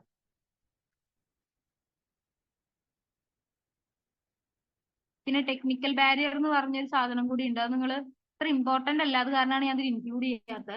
പക്ഷെ അങ്ങനത്തെ ഒരു കാര്യം കൂടി ഉണ്ട്. മാം മുമ്പ് ഫിസിക്കൽ ബാരിയർ പറഞ്ഞപ്പോ അതിന്റെ ഉള്ളിൽ തന്നെ ടെക്നിക്കൽ ബാരിയർ ഉണ്ടായിരുന്നു. സോ എന്താ? ഇല്ല, മുമ്പ് ഫിസിക്കൽ ബാരിയറിന്റെ സ്ലൈഡ് എടുത്തപ്പോ അതിന്റെ ഉള്ളിൽ തന്നെ ടെക്നിക്കൽ ബാരിയർ ഉണ്ടായിരുന്നു, ലൈക് ഇന്റർനെറ്റ് കണക്ടിവിറ്റി. അതെ അതെ, അതാ ഞാൻ നേരത്തെ പറഞ്ഞത്. നമ്മൾ 2 സ്ഥലത്ത് നിന്നിട്ട് ആൾക്കാർ സംസാരിക്കുമ്പോൾ റേഞ്ച് ഇഷ്യൂസ് ഒക്കെ വരില്ലേ, അതുകൊണ്ടാണ് അവർ അതിനെ ടെക്നിക്കൽ ബാരിയർ ആയിട്ട് കൊടുത്തിട്ടുള്ളത്. പക്ഷെ അതൊരു സെപ്പറേറ്റ് സാധനം തന്നെയാണ്. അതില് ഈ പറഞ്ഞ പോലെ ഇപ്പൊ നമ്മൾ സെമാന്റിക്കില് അല്ലെങ്കിൽ കൾച്ചറൽ ലാംഗ്വേജ് വരുമ്പോ അതിൽ ലീസ്റ്റ് ഓപ്ഷൻ ആണെന്ന് പറഞ്ഞ പോലെയാണ് ഫിസിക്കലില് ടെക്നിക്കൽ ബാരിയർ വരുമ്പോ അത് അതിന്റെ ഏറ്റവും ലീസ്റ്റ് ഓപ്ഷൻ ആണ് കേട്ടോ. Okay ma'am. ഓക്കെ, ഇതെന്താ നിങ്ങൾക്ക് കൺഫ്യൂഷൻ വരാനുള്ള സാധനം എന്ന് വെച്ചാല്, ഇപ്പൊ ഈ കമ്മ്യൂണിക്കേഷന്റെ കാര്യം പറയുമ്പോൾ അത് പല രീതിയിലായിരിക്കും നടക്കുന്നുണ്ടാവുക. ഇപ്പൊ നമ്മളൊരു വൈഡ് റേഞ്ച് ഓഫ് പീപ്പിളിന്റെ ഇടയ്ക്ക് ഒരേ സമയത്ത് ഡിസമിനേറ്റ് ചെയ്യുന്ന പറയുന്ന പോലെ പല ആൾക്കാർക്കും പല രീതിയിലായിരിക്കും പ്രശ്നം വരുന്നുണ്ടാവുക. ഇതൊരു സോഷ്യോളജിക്കൽ പ്രശ്നം കൂടി ആയത് കാരണം ഇത് തിയറീസും ഈ പറയുന്ന നോട്ട്സ് ഒക്കെ ഉണ്ടാക്കുന്ന സമയത്ത് ഇപ്പൊ നേരത്തെ ഈ പറഞ്ഞ പോലെ അതായത് പല തരത്തിലുള്ള സാധനങ്ങൾ വരും. അപ്പൊ നമ്മൾ എന്ത് ചെയ്യുന്നു, അതിൽ ഏറ്റവും ഉറപ്പുള്ള സാധനമാണ് ഇപ്പൊ ഈ PPT ഉണ്ടാക്കുന്ന സമയത്തും നിങ്ങൾക്ക് നോട്ട്സ് ഉണ്ടാക്കുന്ന സമയത്തും ഏറ്റവും എനിക്ക് അഷ്വറൻസ് ഉള്ള സാധനങ്ങൾ മാത്രമേ ഞാൻ ഇതിൽ യൂസ് ചെയ്തിട്ടുള്ളൂ. അപ്പൊ അതല്ലാണ്ട് നിങ്ങൾ ഇന്റർനെറ്റിൽ തപ്പുന്ന സമയത്ത് ഇപ്പൊ ഗൂഗിൾ ചെയ്യുന്ന സമയത്തൊക്കെ നിങ്ങൾക്ക് ഇഷ്ടംപോലെ സാധനങ്ങൾ കാണാം. ഈ ബാരിയേഴ്സ് ആയിട്ട് ഒരുപാട് കാണാം. ഞാൻ ഇതിൽ ചൂസ് ചെയ്തിട്ട് നിങ്ങൾക്ക് എക്സാമിന് വരും എന്ന് ഉറപ്പുള്ള സാധനങ്ങൾ മാത്രമേ ഇതിൽ കൊടുത്തിട്ടുള്ളൂ.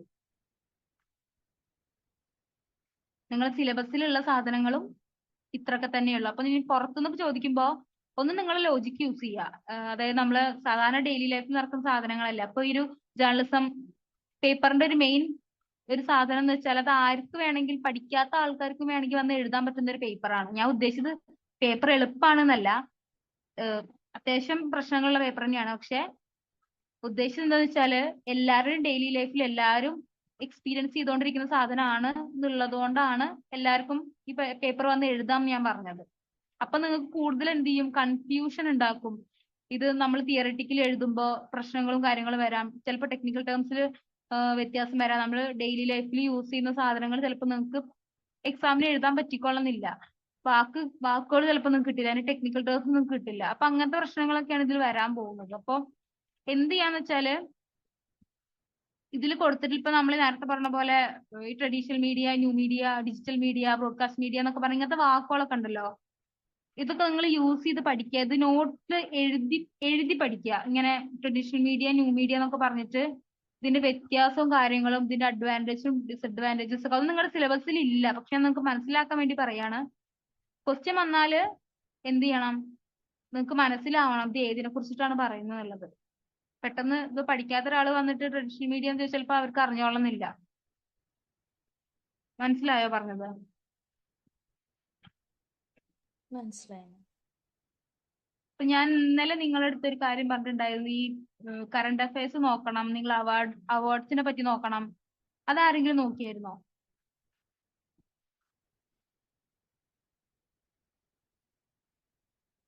എനിവൺ?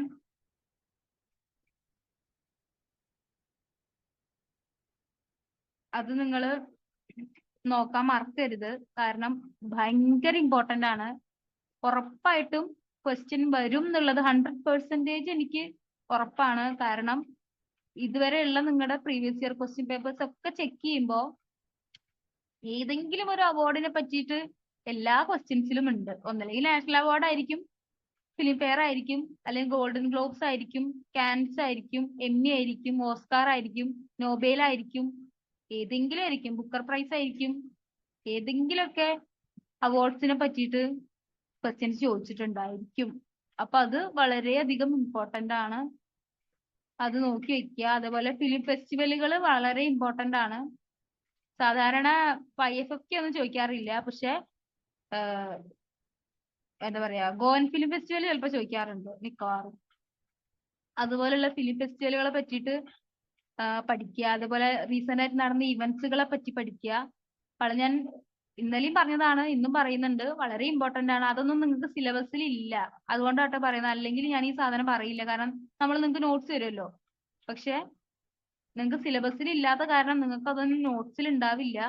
പക്ഷെ നിങ്ങളുടെ മോക്ക് ടെസ്റ്റിലും കാര്യങ്ങളിലും ഉണ്ടാവും. കാരണം നമ്മൾ പ്രീവിയസ് ഇയർ ക്വസ്റ്റ്യൻ പേപ്പർ ആണ് അതിനെ റെഫർ ചെയ്യുന്നത്. അതുകൊണ്ട് അപ്പൊ നിങ്ങൾ എന്ത് ചെയ്യണം?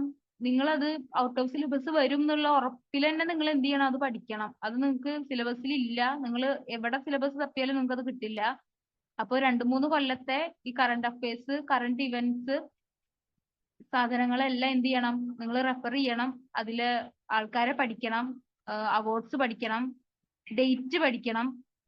മിക്കവാറും എൻവയോൺമെന്റിനെ കുറിച്ചിട്ട് 2-3 വർഷം പേപ്പറിൽ ചോദിച്ചിട്ടുണ്ട്. എന്തായിരുന്നു അവര് ഒരു കൊല്ലത്തെ ടാഗ് ലൈന്, അതേപോലെ തന്നെ international peace day, women's day, mother's day എന്നൊക്കെ ചോദിച്ചിട്ട് അങ്ങനെ ചോദിക്കാറുണ്ട്. ഗവൺമെന്റ് പദ്ധതികളെ കുറിച്ച് ചോദിക്കാറുണ്ട്. ഞാൻ ഇന്നലെയും പറഞ്ഞിട്ടുണ്ടായിരുന്നു, ഏതെങ്കിലുമൊക്കെ ഒരു പദ്ധതിനെ പറ്റി പഠിക്കാൻ. നിങ്ങൾക്ക് ICT ഒരു പേപ്പർ ഉണ്ട്, അതില് ഈ സ്വയം എന്നൊക്കെ പറഞ്ഞിട്ട് കുറച്ച് പദ്ധതികൾ ഉണ്ട്. ഒരു എഡ്യൂക്കേഷന്റെ ഭാഗമായിട്ട് കൊടുക്കുന്നതാണ്. അപ്പോ അങ്ങനത്തെ സാധനങ്ങളെ പറ്റിയിട്ട് പഠിക്കുക.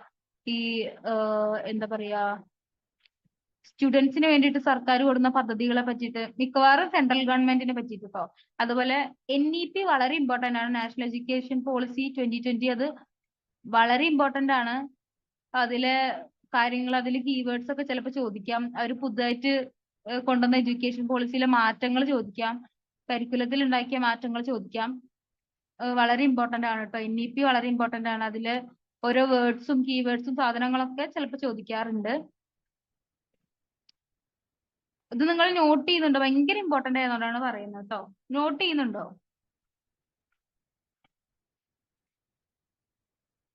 ഇത് നിങ്ങൾക്ക് വേറെ എവിടുന്നും കിട്ടില്ല ഈ സാധനം, അതുകൊണ്ടാണ് ഞാൻ ക്ലാസ്സിൽ പറയുന്നത്.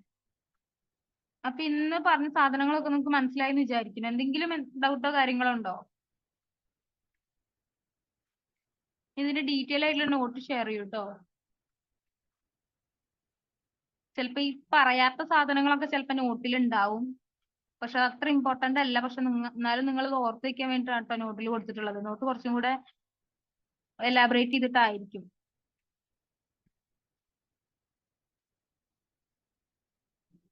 മാം, ഒരു ഡൗട്ട് ഉണ്ട് കമ്മ്യൂണിക്കേഷൻ ബാരിയേഴ്സിൽ വരുമ്പോൾ. സോ ഈ AI-ല് പ്രോംപ്റ്റ് ചെയ്യില്ലേ? ഇപ്പൊ പ്രോംപ്റ്റിങ് റോങ് ആണെങ്കിൽ റെസ്പോൺസ് റോങ് ആയിട്ട് വരും. സോ അതൊരു ബാരിയർ ആണ്. പക്ഷെ അത് ടെക്നിക്കലിലാണോ വരുന്നത് അതോ ലാംഗ്വേജിലാണോ വരുന്നത്? ബിക്കോസ് നമ്മൾ ചോദിച്ചോളൂ. അപ്പോൾ നമ്മൾ ടെക്സ്റ്റ് ചെയ്യുന്ന പ്രോംപ്റ്റിന്റെ എഫക്റ്റീവ് അല്ലാത്തതുകൊണ്ടാണല്ലോ.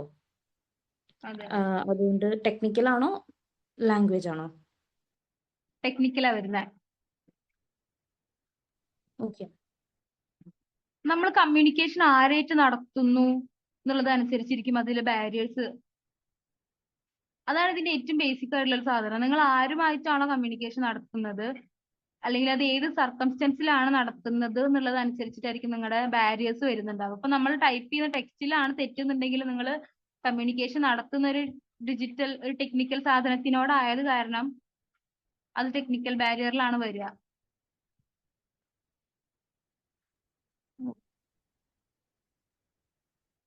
ക്ലിയർ ആണോ? ക്ലിയർ ആണ്. പിന്നെ എനിക്ക് നിങ്ങളോട് പറയാനുള്ള ഒരു കാര്യം, ഇത് സാധാരണ അങ്ങനെ ബാരിയറിലെ ക്വസ്റ്റ്യൻസ് വരാറില്ല. സാധാരണ നിങ്ങൾക്ക് ഒന്നല്ലെങ്കിൽ സെമാൻറ്റിക് ബാരിയർ ചോദിക്കാം, സൈക്കോളജിക്കൽ ബാരിയർ ചോദിക്കാം, കൾച്ചറൽ ബാരിയർ ചോദിക്കാം. സാധാരണ ഇതുവരെയുള്ള ക്വസ്റ്റ്യൻ പേപ്പറിൽ അങ്ങനെ മാത്രമേ ക്വസ്റ്റ്യൻസ് ഞാൻ വന്ന് കണ്ടിട്ടുള്ളൂ. അപ്പൊ നിങ്ങൾ ഇതിൽ ഭയങ്കരമായിട്ട് കൺഫ്യൂസ്ഡ് ആവാൻ നിൽക്കരുത്. ഈ സെമാൻറ്റിക്കും കൾച്ചറലും അങ്ങനത്തെ സാധനങ്ങൾ കുറച്ചും കൂടെ എന്താ പറയാ സ്ട്രെസ് ചെയ്യുക. കാരണം അതായിരിക്കും മിക്കവാറും നിങ്ങൾക്ക് ചോദിക്കുക. ഇതുവരെ previous year question papers check ചെയ്തതിലോ ഒന്നും ഞാൻ അങ്ങനെ കണ്ടിട്ടില്ല. ഇനിയിപ്പോ ഒക്കെ ഭയങ്കരമായിട്ട് ആൾക്കാർ യൂസ് ചെയ്യുന്ന കാരണം ചിലപ്പോൾ നിങ്ങൾക്ക് നെ പറ്റിയിട്ടുള്ള ക്വസ്റ്റ്യൻസ് ഒക്കെ നിങ്ങൾക്ക് വരാം. പക്ഷെ അത് ഈ പറഞ്ഞ പോലെ ചിലപ്പോൾ ടൂളുകളെ പറ്റിയിട്ടൊക്കെ ആയിരിക്കും ചോദിക്കുന്നത്. ഞാൻ കഴിഞ്ഞ ക്ലാസ്സിൽ പറഞ്ഞ പോലെ മെറ്റയുടെ ടൂൾ ഏതൊക്കെയാണ് അങ്ങനെയൊക്കെ ആയിരിക്കും ചിലപ്പോ നിങ്ങൾക്ക് ക്വസ്റ്റ്യൻ. അവർ എപ്പോഴാണ് ലോഞ്ച് ചെയ്തത്, അതിന്റെ പേരെന്താണ്, അത് ആരാണ് ഡിസൈൻ ചെയ്തത്, അങ്ങനെയൊക്കെ ചിലപ്പോ ആയിരിക്കും അതിന്റെ ക്വസ്റ്റ്യൻസ് വരിക. അതൊക്കെ ഈ പറഞ്ഞ പോലെ ഔട്ട് ഓഫ് സിലബസ് ആണ്. നിങ്ങൾക്ക് നെ പഠിക്കാൻ വേണ്ടിയിട്ട് ഒരു പേപ്പർ നിങ്ങൾക്ക് ഇല്ല, നിങ്ങളുടെ NTA കൊടുത്തിട്ടില്ല.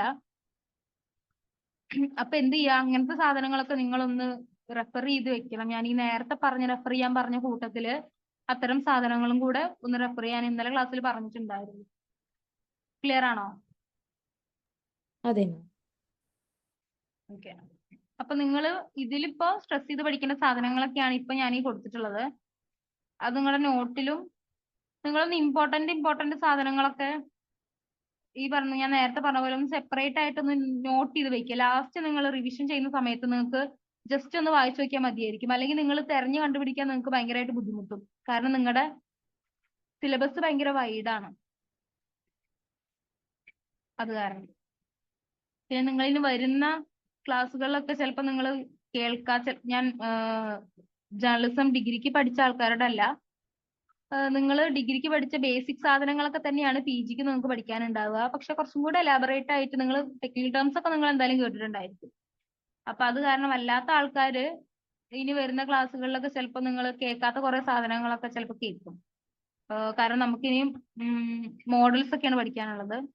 കമ്മ്യൂണിക്കേഷൻ മോഡൽസ്, കമ്മ്യൂണിക്കേഷൻ തിയറീസ് ഒക്കെയാണ് പഠിക്കാനുള്ളത്. അപ്പോ നിങ്ങളത് ഈ അന്നു പഠിച്ച സാധനങ്ങൾ അന്ന് തന്നെ നോക്കി പോവായിരിക്കും കുറച്ചും കൂടെ നല്ലത്. അല്ലെങ്കിൽ നാളെ നിങ്ങൾക്ക് കുറച്ചും കൂടെ കൺഫ്യൂഷൻ ഉണ്ടാക്കാനുള്ള സാധ്യതയുണ്ട്. മനസ്സിലായി? ഇനി ആർക്കെങ്കിലും എന്തെങ്കിലും ഡൗട്ട് ഉണ്ടോ? എനിവൺ? ആർക്കെങ്കിലും എന്തെങ്കിലും ഡൗട്ട് ഉണ്ടെന്നുണ്ടെങ്കിൽ ഒന്ന് ചോദിക്കോ, അല്ലെങ്കിൽ നമുക്ക് ക്ലാസ് വൈൻഡപ്പ് ചെയ്യും.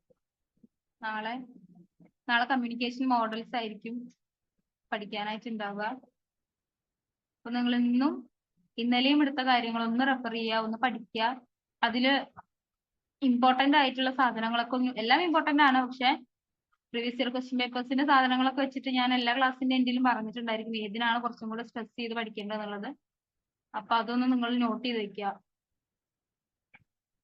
ആർക്കെങ്കിലും എന്തെങ്കിലും ക്വസ്റ്റ്യനോ കാര്യങ്ങളോ എന്തെങ്കിലും ഉണ്ടെങ്കിൽ ചോദിക്കുമോ?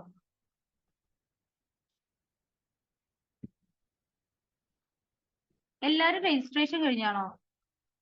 എക്സാമിന് എല്ലാരും രജിസ്റ്റർ ചെയ്താണോ? ഇല്ല, കഴിഞ്ഞിട്ടില്ല. ഇല്ല.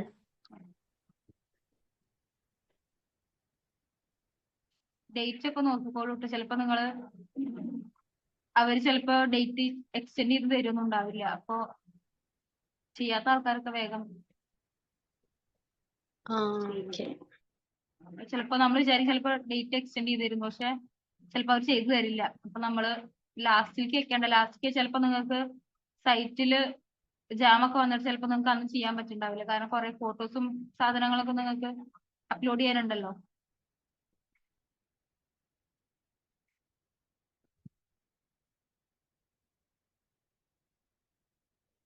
അപ്പൊ ഇനി ആർക്കെങ്കിലും എന്തെങ്കിലും ഡൗട്ടോ കാര്യങ്ങളോ ഉണ്ടെങ്കിൽ ചോദിക്കുക, അല്ലെങ്കിൽ നമുക്ക് ഇന്നത്തെ ക്ലാസ് വൈൻഡപ്പ് ചെയ്തിട്ട് നാളെ കണ്ടിന്യൂ ചെയ്യാം. ക്ലാസ് എടുക്കുന്നതിൽ വല്ല സജഷൻസ്, ഇനി ഇങ്ങനെ എടുത്താൽ മതി, ഇങ്ങനെ സ്ട്രെസ് ചെയ്താൽ മതി, അല്ലെങ്കിൽ അങ്ങനെ എന്തെങ്കിലും സജഷൻസോ കാര്യങ്ങളോ ഉണ്ടെങ്കിൽ ഒന്ന് ഇൻഫോം ചെയ്യാം കേട്ടോ. അപ്പൊ നമുക്ക് അതിൽ മാറ്റം വരും.